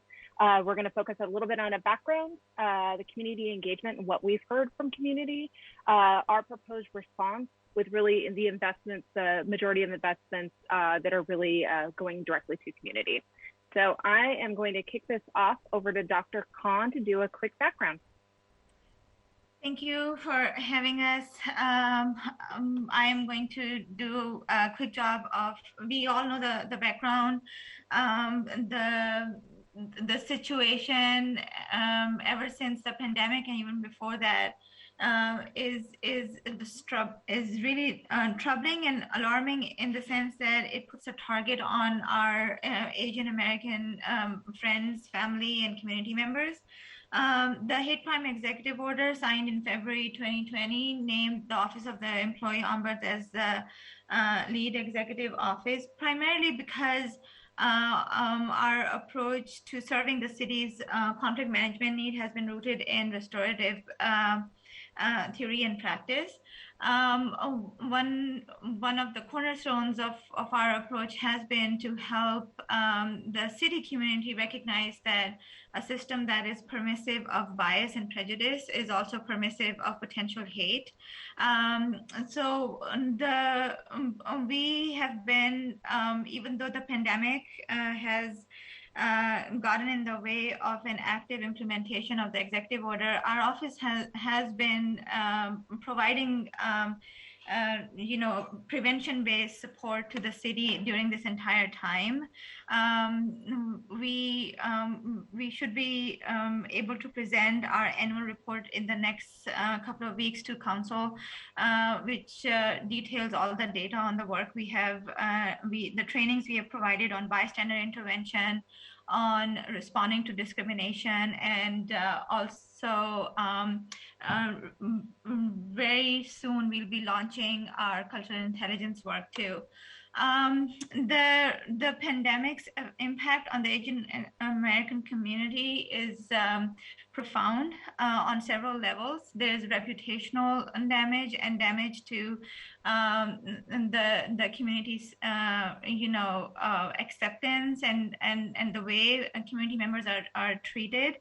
And then there's economic and socioeconomic damage. The hatred is manifesting in actual assaults.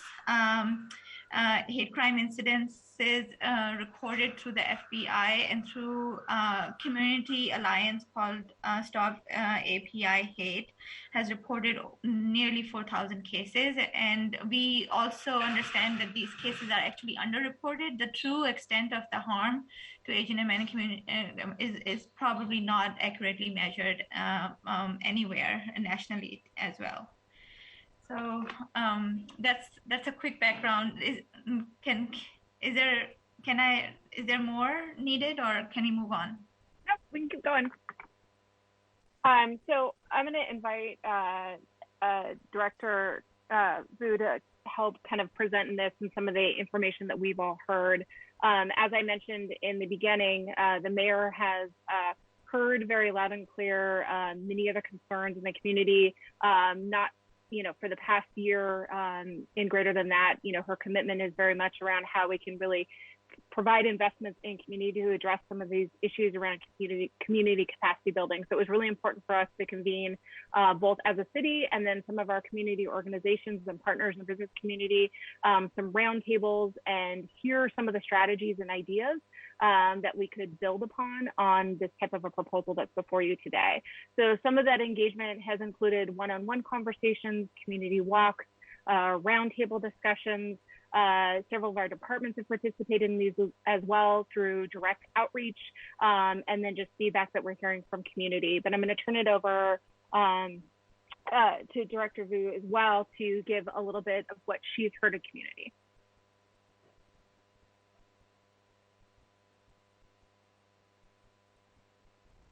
Director, you're on mute.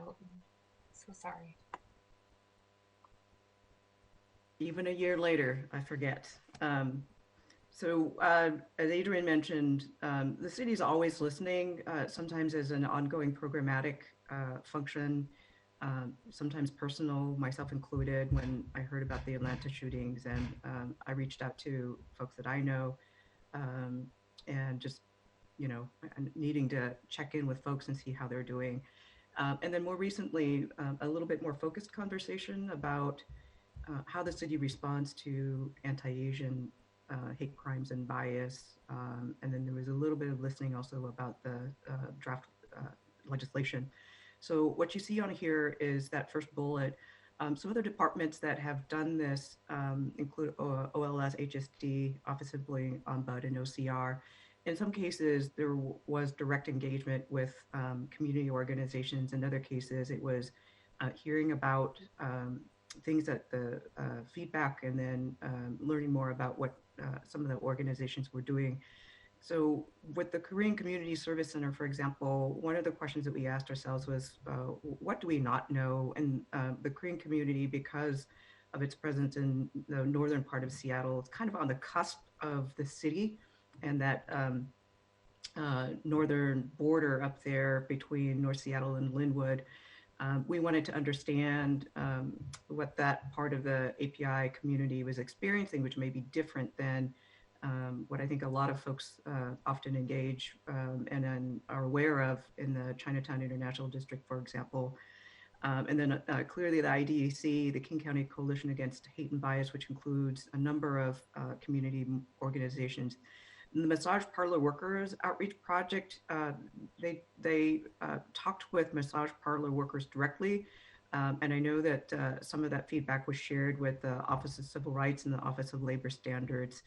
And then HSD, because a lot of the community safety and social services contracts are housed there, those are ongoing conversations. And there were some specific conversations that I'm aware of Mari Sugiyama, VP Guerra, did directly with a number of community organizations, including ACRS, CISC, Friends of Little Saigon, API Chaya, and a few others. We can go on to the next slide.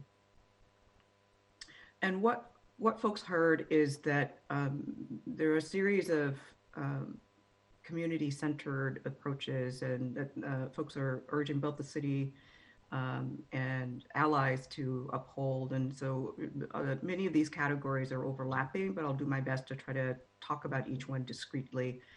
One is public awareness and education. So just overall, creating more awareness around the attacks against our API communities. And even though some of the numbers that Director Khan mentioned earlier, there are folks who just are not plugged in and aware that these attacks are happening and at unprecedented rates that we haven't seen before. I remember, I'm old enough to remember Vincent Chin and having gone through, which catapulted my activism as a college student around Asian American studies at my campus. And it just seems like, you know, that's an ongoing need for education. But now, some of the education that we need and folks have called for, including I heard from Janice Deguchi at Neighborhood House, that we need bystander training so that we can all step in and do something when we witness hate and bias. And certainly that is incredibly helpful for API communities where more people are reluctant to report or just feel that even if they take action, their concerns and experiences won't be taken seriously.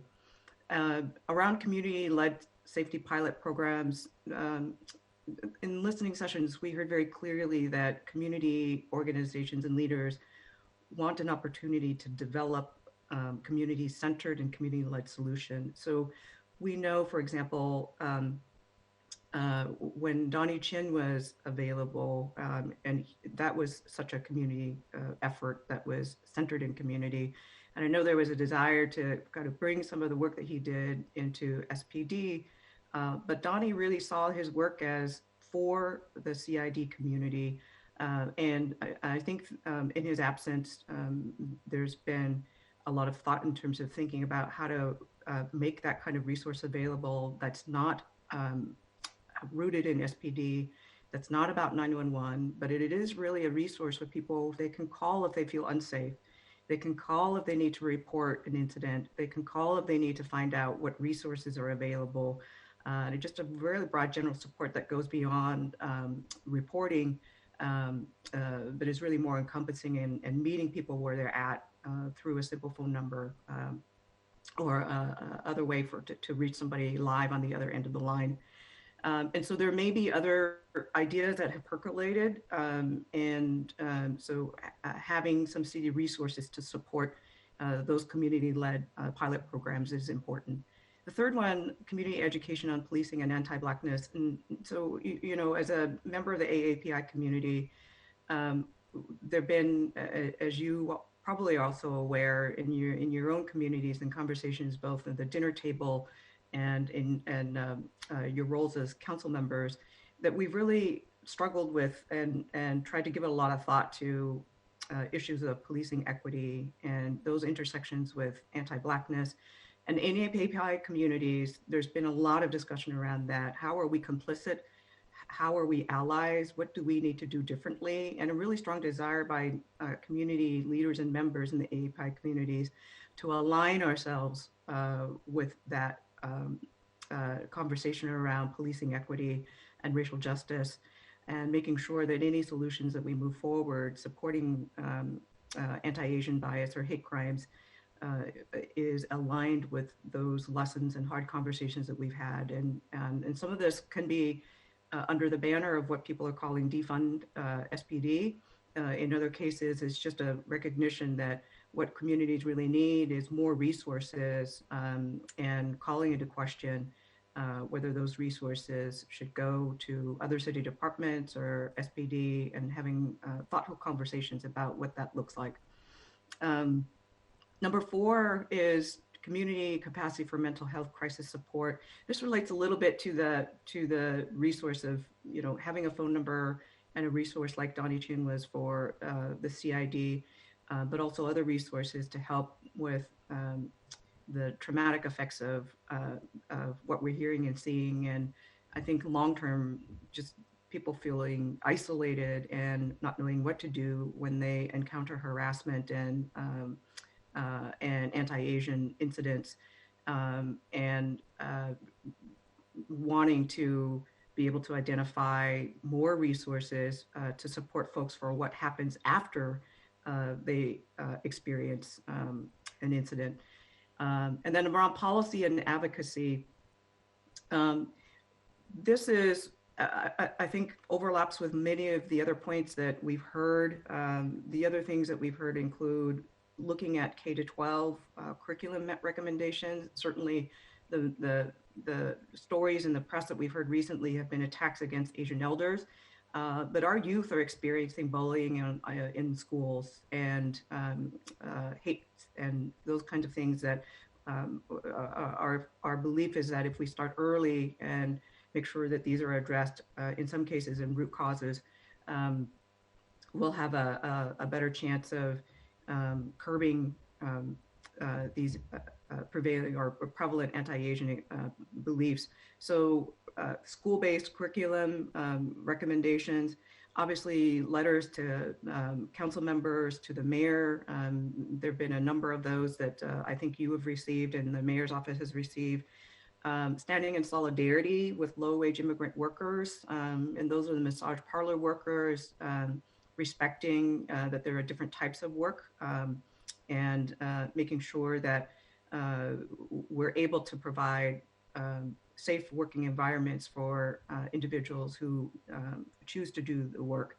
And so these are a few of the experiences. I know there was a 6th one that we had heard about, which is about media.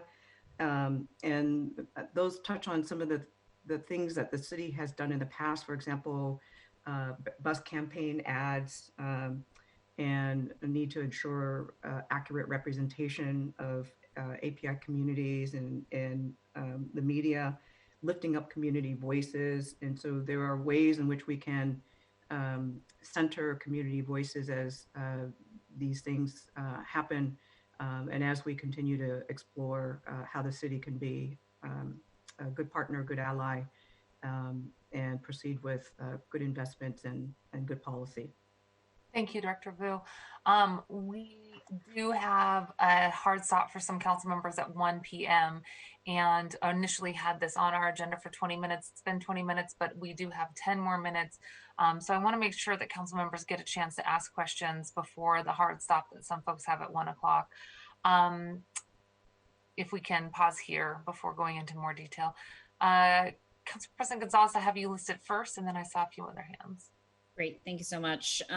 Sorry for the time pressure here, but I do have to get off the committee call today at 1 o'clock to run to another commitment. So I have a few questions, and they're primarily around slide 3 and slide 4. So I think this is a good time to pose those questions. And And I will just, I just want to get sort of to the heart of the matter here. So we are trying to do these investments in partnership and cooperation with the mayor's office to meet a community-based need. And I am hearing a lot of concerns, both in public comment and in my mailbox and through staff, that certain feedback from community was disregarded, ignored, or being misrepresented. And so that is concerning to me. And I want to express that concern here in hopes that we can reconcile where the differences are, because I don't feel comfortable advancing a bill that doesn't actually truly represent the desires and the interests of the community members who we are saying these investments are designed to help. And I believe that the mayor's office is interested in achieving that same goal. So I'm bringing this up in a very direct way. One, because we don't have a lot of time to dance around the issue, but also two, because I want us to find common ground here, and I want us to sort of just address the concerns that we've been hearing. So we heard in public comment, particularly from MPOP, that they believe this presentation misrepresents the engagement that occurred with them. And so I want to get a clear answer to that concern that was expressed in public comment. I also want to just have a more specific conversation about what the outreach and engagement was. What did it look like, and for which organizations? And were there any other organizations that were spoken to? And if so, what was the engagement that occurred with those organizations? And are there any organizations that you all decided not to engage with in development of this initial proposal? And then, on this particular slide, it sort of talks about how there is that the group identified these 5 things, and I'm not sure who the group is. So I'd like to know details about that as well. And then there was on slide 3 a reference to HSD's participation. I don't really know what participate means. I mean, was there like, I need a little bit more understanding of sort of the character and the depth of the community outreach and engagement. And I want that disaggregated in a way that clearly, tells me that we have done some meaningful community engagement here, and that we are not engaging in a practice, whether intentionally or unintentionally, of cherry picking what we want and leaving in the bucket what we don't want. Yeah, thank you. I will start and just say that, and Tanya might be able to provide more detail, that this 5-point list came from conversations that we've had with community-based organizations led by Mari Sugiyama and VP Guerra, so I can't even take credit for it. So ACRS, APACE, CISC, API Chaya, MPOP, Organization of Chinese Americans, or OCA, and Friends of Little Saigon. I may be missing a few, but those are the ones that I recall. So I turn to my other colleagues to see if there's more to add to that. Yeah, this is Tanya Kim with the Human Services Department. So let me add a little bit of nuance, and I think you're picking up on it. And so when HSD is saying that we've been a part of communications for what was just discussed, our staff are actually joining other community members. There's a collective group of folks who are meeting that Ku just named. And so we're a participant, so we're not leading in that space. These are just some observations that we're picking up. It wasn't intentional community engagement that will inform HSD's body of work. So we're proposing to invest back in community for community-led solutions in 2 different ways. And that's a slide down the presentation.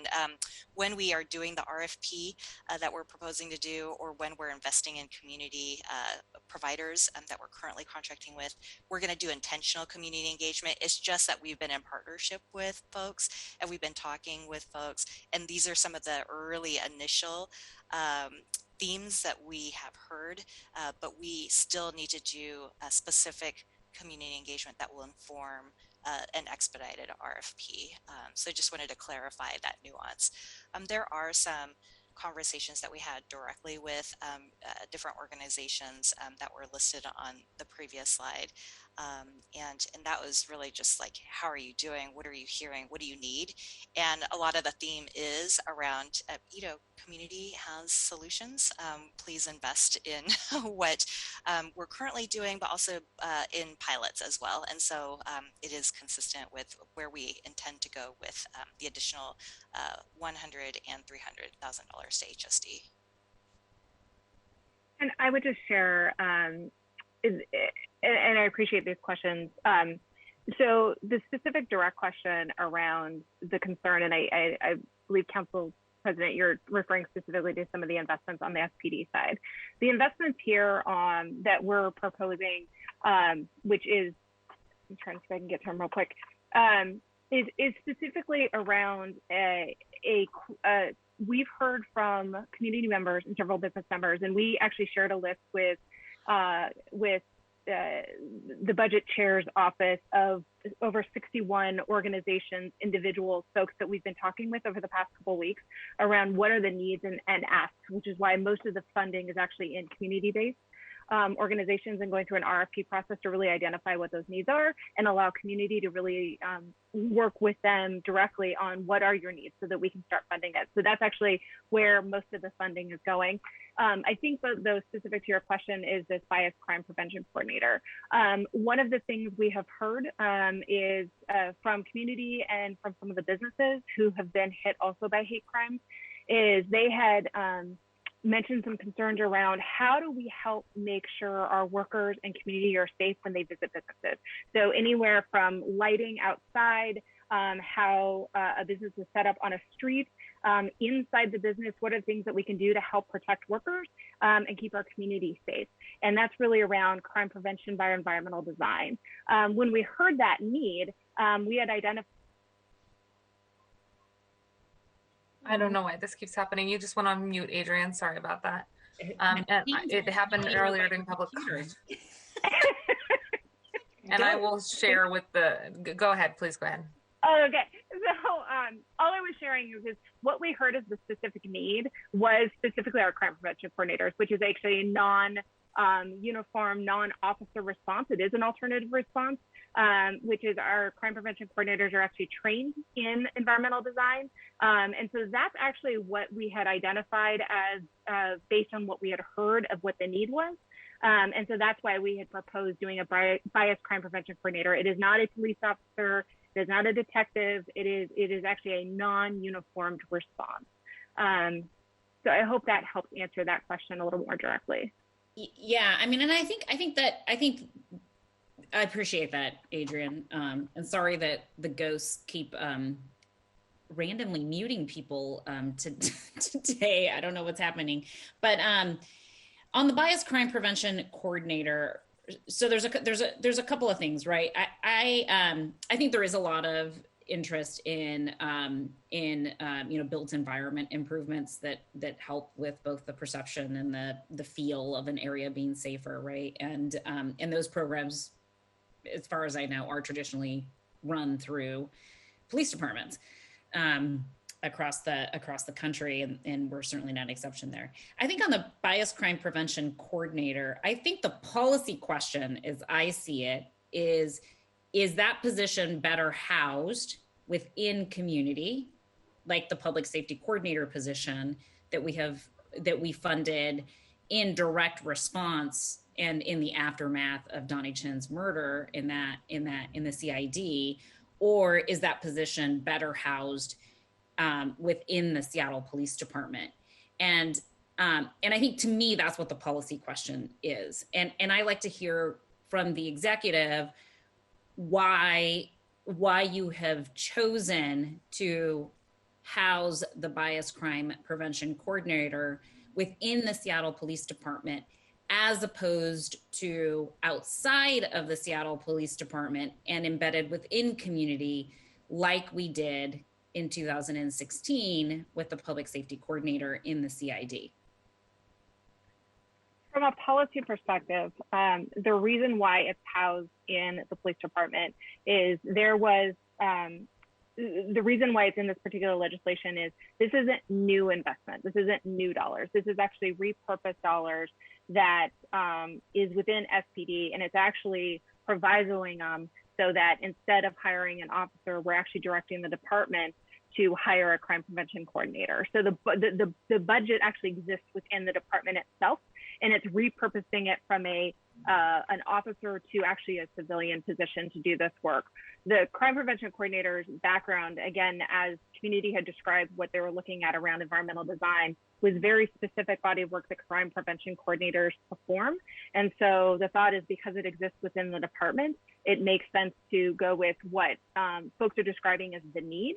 And so that that's where it's coming from, as far as, here's where the budget is. We're repurposing it from officer to a non-officer position to actually perform the function that the job requirements of the function are in line with what we heard community was asking for. But what? So you're describing to me, I agree that community is asking for somebody to do this body of work. I am not persuaded that community is asking for that body of work to be housed within the police department. And I think that's what I want to understand is sort of why is this body of work?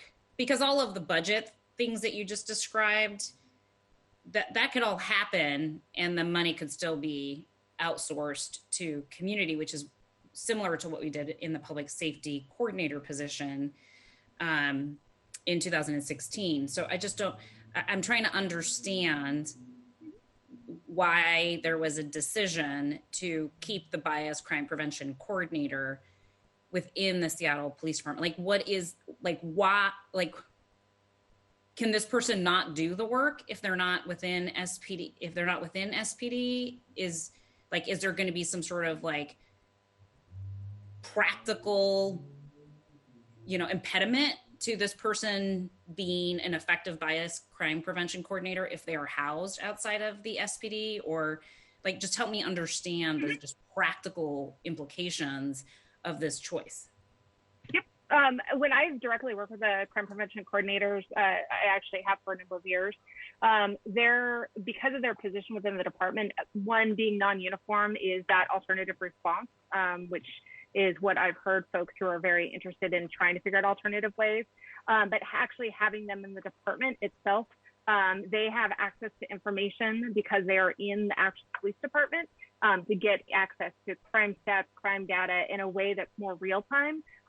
So when things happen, a crime prevention coordinator from a response phase can respond quicker in that particular capacity. They also do coordinate with officers to look at what prevention is, and then they are directly in community, working with businesses, working with community to identify areas where the environmental design prevention can happen. And just their access to information is greater in the police department. This was a policy choice we made. I'm not, that because their role, I've talked to them in the past. Part of their role is essential for them when they go perform work being in the department because of that access to information is greater. But that's, they are what they perform as a function isn't exactly in alignment with what we heard from community. I'm not saying that that's what community proposed. I'm saying I've heard what the need was, and we had identified a position that was in direct alignment with what the request had been as far as what the need was.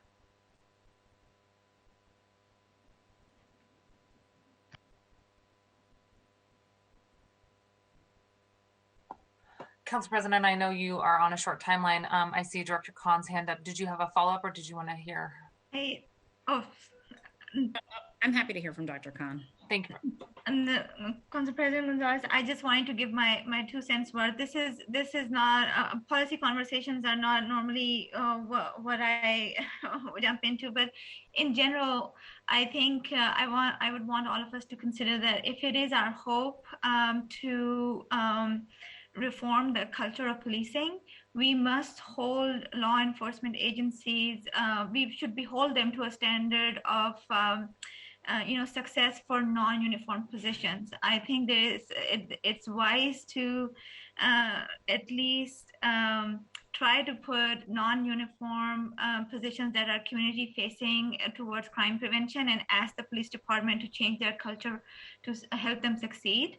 That's just my 2 cents worth. I've always wanted to see that happen, because it seems like in general, law enforcement they're largely supportive of a very uniform response, because it's a cultural way of doing things. So in order to invite a cultural change, we might have to request that more of these positions in fact be placed right among them and ask them to support for their success. Yeah, and I would just say that from a policy perspective, I am not opposed to increasing civilianized functions within the police department. I've been a big supporter of that. Ergo, the resurrection of the Community Safety Officer Program, which is also a civilianized program, and there's nothing more than I'd love to see that be brought to scale. But also in just sort of the work as the public safety chair for 4 years before, we have spent a lot of time digging into how we can increase civilianization within the police department. So that's not my objection or my concern that I'm expressing here, though. My concern is just trying, as a policymaker, I feel I have a responsibility to understand why there are choices being made to house certain positions within a department as opposed to within community. And I apologize that I keep harping back to the creation of the public safety coordinator position, but I see that as analogous, and I'm not arguing that it's an apples to apples comparison. But I do think there's a strong nexus between what the city chose to do in a similar realm related to the public safety coordinator position and what we're trying to accomplish here.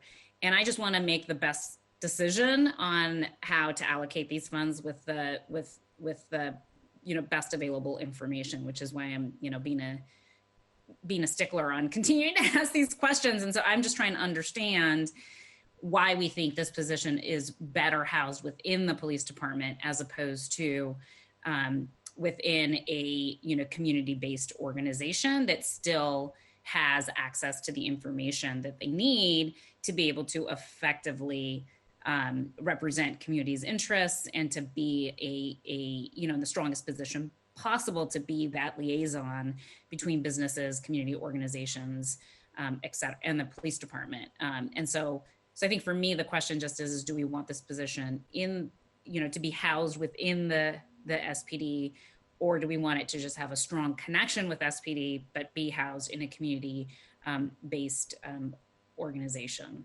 And I'm sorry, but I just don't feel like I'm getting. I just don't feel like I have a clear sense of sort of how this came to be able to sort of pass judgment on it one way or the other at this point. Yeah, Councilmember President, that was actually really helpful in what you're describing, and maybe I can help this a little bit further. First is you had mentioned the community safety officers and trying to get them to capacity. The crime prevention coordinators have faced the same issues. They've had cut after cut over the past several years, and to the point where it's almost difficult for them to fully function because they have so much territory to cover because they really are that alternative police response. And so this is an opportunity to build that back up on the civilian side of the crime prevention coordinators. And with what we heard described as a need in the community was that work. What you're also describing is that community-based capacity. And that is why most of the funding is towards community-based, And if we've identified other areas where there's the liaison or other things that we need to have, and it's focused on a community-based organization, that's why so much funding is there. We can continue to do that work as well. This isn't meant to be one choice or the other. So I appreciate you asking that question. It's really intended to be, here's what we heard as a specific thing. We've identified, a possible solution, and that does not preclude us our ability to fund a liaison position or use some of that other additional capacity building dollars to do that work and actually reside in a community-based organization to be that liaison. But the environmental design is what we had heard, and that was what we were trying to solve for, knowing most of the money was actually going to be at the community-based level. Thank you. I see Councilmember Herbold, your hand's up. I'm not putting my finger on the scale of whether or not this is a position that should be funded with SPD existing funds within or outside of the department, but I did want to offer a little more information that may be part of why the executive is making the proposal that it is making. I did discuss this issue with Chief Diaz a number of weeks ago, and he reminded me that SPD has an individual, Detective Beth Waring, who is the detective who focuses on bias crimes, and her title is actually Bias Crimes Coordinator. And so even though her function is really focused on work associated with bias crimes that have happened, she is in essence doing many of the things that we would expect somebody focused on bias crimes on the prevention side. She is doing many of those things while also acting as a detective investigating bias crimes. And so, again, I think that is hopefully helpful information about the function that a uniformed officer within SPD is fulfilling right now. And again, regardless of where the staff for these functions live, it is very clearly a great need, and would be happy to help facilitate a conversation with Detective Waring to get sort of more granularity about the prevention side of her work that she has been conducting. And so this position is proposed to support her, but not replace her. I don't understand what the nexus is. I think the nexus is she is not only investigating bias crimes, she's doing prevention work associated with bias crimes. Okay. So and so I don't see it necessarily as supporting her work as an investigator, as a detective, but I do see it as helping on the prevention, the community engagement and prevention work that she has been doing. Thank you, council members. I recognize that we're about 15 minutes over and folks are already late for other meetings. I think the biggest questions that are still in my mind is, and we didn't get a chance to go through the whole presentation, but much of what has been said earlier in the presentation really resonates about the need for community-centered solutions, community-led solutions in light of what used to be in existence with Donnie Chin's role. How do we make sure that we are resolving issues by really being rooted in those community positions and not directly within SPD is something that I heard, I wrote down from the earlier presentation in terms of what you all had heard directly from community.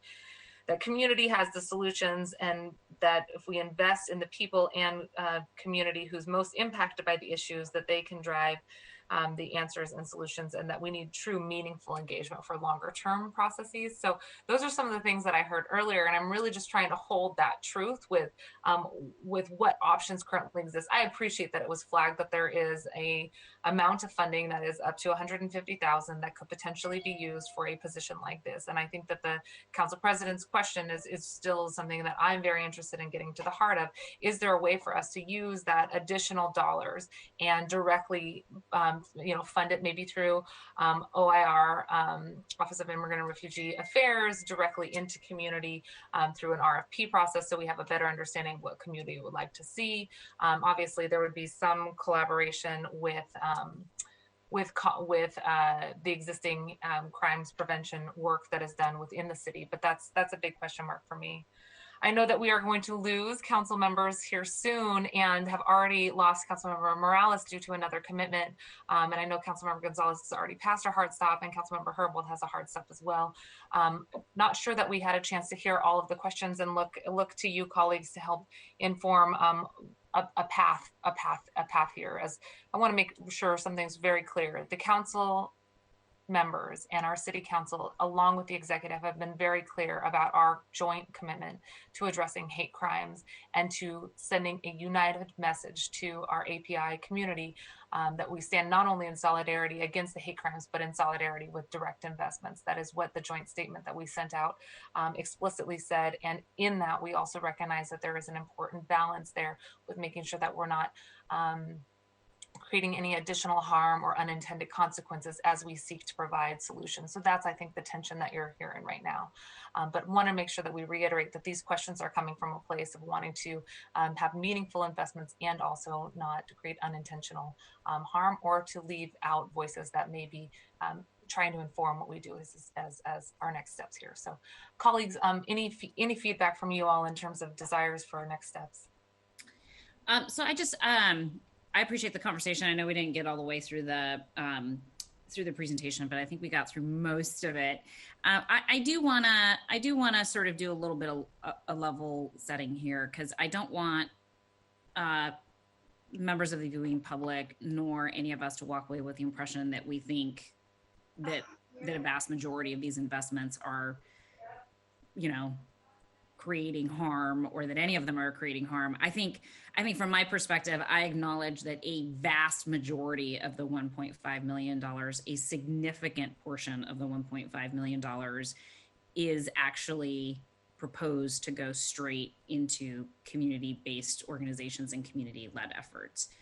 The only issue where I think we have been focusing in on is, to be very clear, a $150,000 investment of the $1.5 million. So I just want to be, sort of really clear that we're talking about a very small portion of the full $1.5 million. And so I don't want to, overcharacterize what we're talking about in terms of the full package. So I want to invite us to, if we can, Chair Mosqueda, I want to invite us to consider voting this bill out of committee today, with the understanding that over the next few days we have some work to do to get clear understanding about the $150,000 proposed investment with the community. The bias crime community prevention position in it. And so I still have some questions about it. I don't think I need to belabor those issues in committee today. And I trust that we will be able to have communications here to get clarity around that $150,000 portion of this investment. But I would hate to hold up the other, almost $1.4 million in investments over a $150,000 question. So I think there seems to be a lot of agreement around the rest of it. And I think if we can sort of challenge ourselves to keep open channels of communication over the next few days before Monday to resolve some of those questions, then I would feel comfortable seeing this move out of committee today in the spirit of understanding that, again, like a significant portion of these dollars, over $1 million of these dollars, are being directed into community-based organizations. Thank you, Council President. Councilmember Herbold, I saw your hand as well. So much. I want to thank Council President Gonzalez for that suggestion. I agree with that approach. Just as a few words about my sense of urgency around moving these dollars. In February 2020, I stood with the mayor and a dozen community members when she signed her executive order addressing hate crimes and crimes of bias. As a recent chair of the committee with previous oversight of the Office of Civil Rights and somebody who has requested audits on hate crimes in Seattle, this area is one of great concern and passion for me. The mayor's executive order called for funding commitments to address hate crimes with recommendations due to council in August of last year. We did not receive those recommendations last year, and I've made inquiries with the mayor's office and departments to ask about them, and have appreciated the conversations I've had with Dr. Khan and Director Lockhart about those efforts. But I do think the time is now to move forward with these investments with the understanding that we do have some additional questions that we should strive to get answered before Monday's full council vote. Thank you. Okay, thank you, colleagues. Thank you, Vice Chair. I'm not seeing any additional hands. I will also add, I have a number of questions specific to the dollar amounts as well. And Director Noble, perhaps I can share those with you and you can help share around information in advance of Monday, wanting to confirm that these are unallocated underspend dollars and that none of these are being reallocated from a purpose that the original funds were intended to be used for that would have any sort of impact, and look a little bit more into the funding sources going forward for some very important investments that are proposed here, as the council members have said, with the 1.4 almost million dollars in other areas. I know that there's a lot of interest in ongoing investment specific to the issue around the crimes prevention position. I think that I would very much like to continue to look into this idea and discussion that we've been having today about how that position could potentially be located outside and the opportunities that could potentially exist there. And I will note that given the short time frame that central staff had to look at the bill, there were a few very technical edits, copy edits that we did get flagged for us that didn't get a chance to get included in the introduced bill. So there's a possibility that some of those edits will be needing to come forth anyways before Monday. So there is clearly some work to do, some questions to be answered still. But in light of what our colleagues have said here today, I think we will go ahead and make the motion and fully recognize that there's additional work and additional questions that need to be answered before this gets discussed in full council. With that, any additional comments? Okay. With that, colleagues, I appreciate the extra time you've spent on the line today. Recognizing that there will be more work and potential amendments to come before full council's meeting, I move the committee recommends passage of Council Bill 120029 with more work to come. Is there a second? Second. It's been moved and seconded. Is there any additional comments? I do want to thank the folks who have engaged in the ongoing conversations. I did share the list of people that were mentioned to me from the executive that had been reached out to. I think the biggest question for me still is whether or not that full list of folks had the chance to review and vet the legislation, because it's different to have kind of a roundtable discussion versus sort of looking at the final legislation. And so I do really appreciate the work that has been done to pull this together relatively quickly, and all of those organizations and individuals who have provided some level of input, and we'll be looking forward to continuing to get information from you all, especially those who've raised concerns about either misrepresentation or overrepresentation in their engagement here, to make sure that their feedback is also incorporated before a final passage. Hearing no additional comments or questions, Madam Clerk, will you please call the roll on the passage of the bill? Chair Mosqueda. Aye. Vice Chair Herbold. Yes. Council President Gonzalez. Aye. Councilmember Lewis. Yes. Councilmember Morales. Oh, Morales is... okay. Chair Mosqueda, that is 4 in favor, none opposed. Thank you very much. The motion carries. The committee recommendation that the bill will have further discussions will be sent to the full council meeting, full council for final consideration and a vote. Any additional comments for today? Okay, I appreciate all of your extended time on today's meeting. I will save you the summary of what is to come, but it is another full council, full meeting agenda on April 20th at 9:30 a.m. With that, colleagues, thanks for your generous time today and have a great rest of your afternoon. Thanks to the entire panel for presenting on this last item. Thank you, Madam Clerk. Thank you.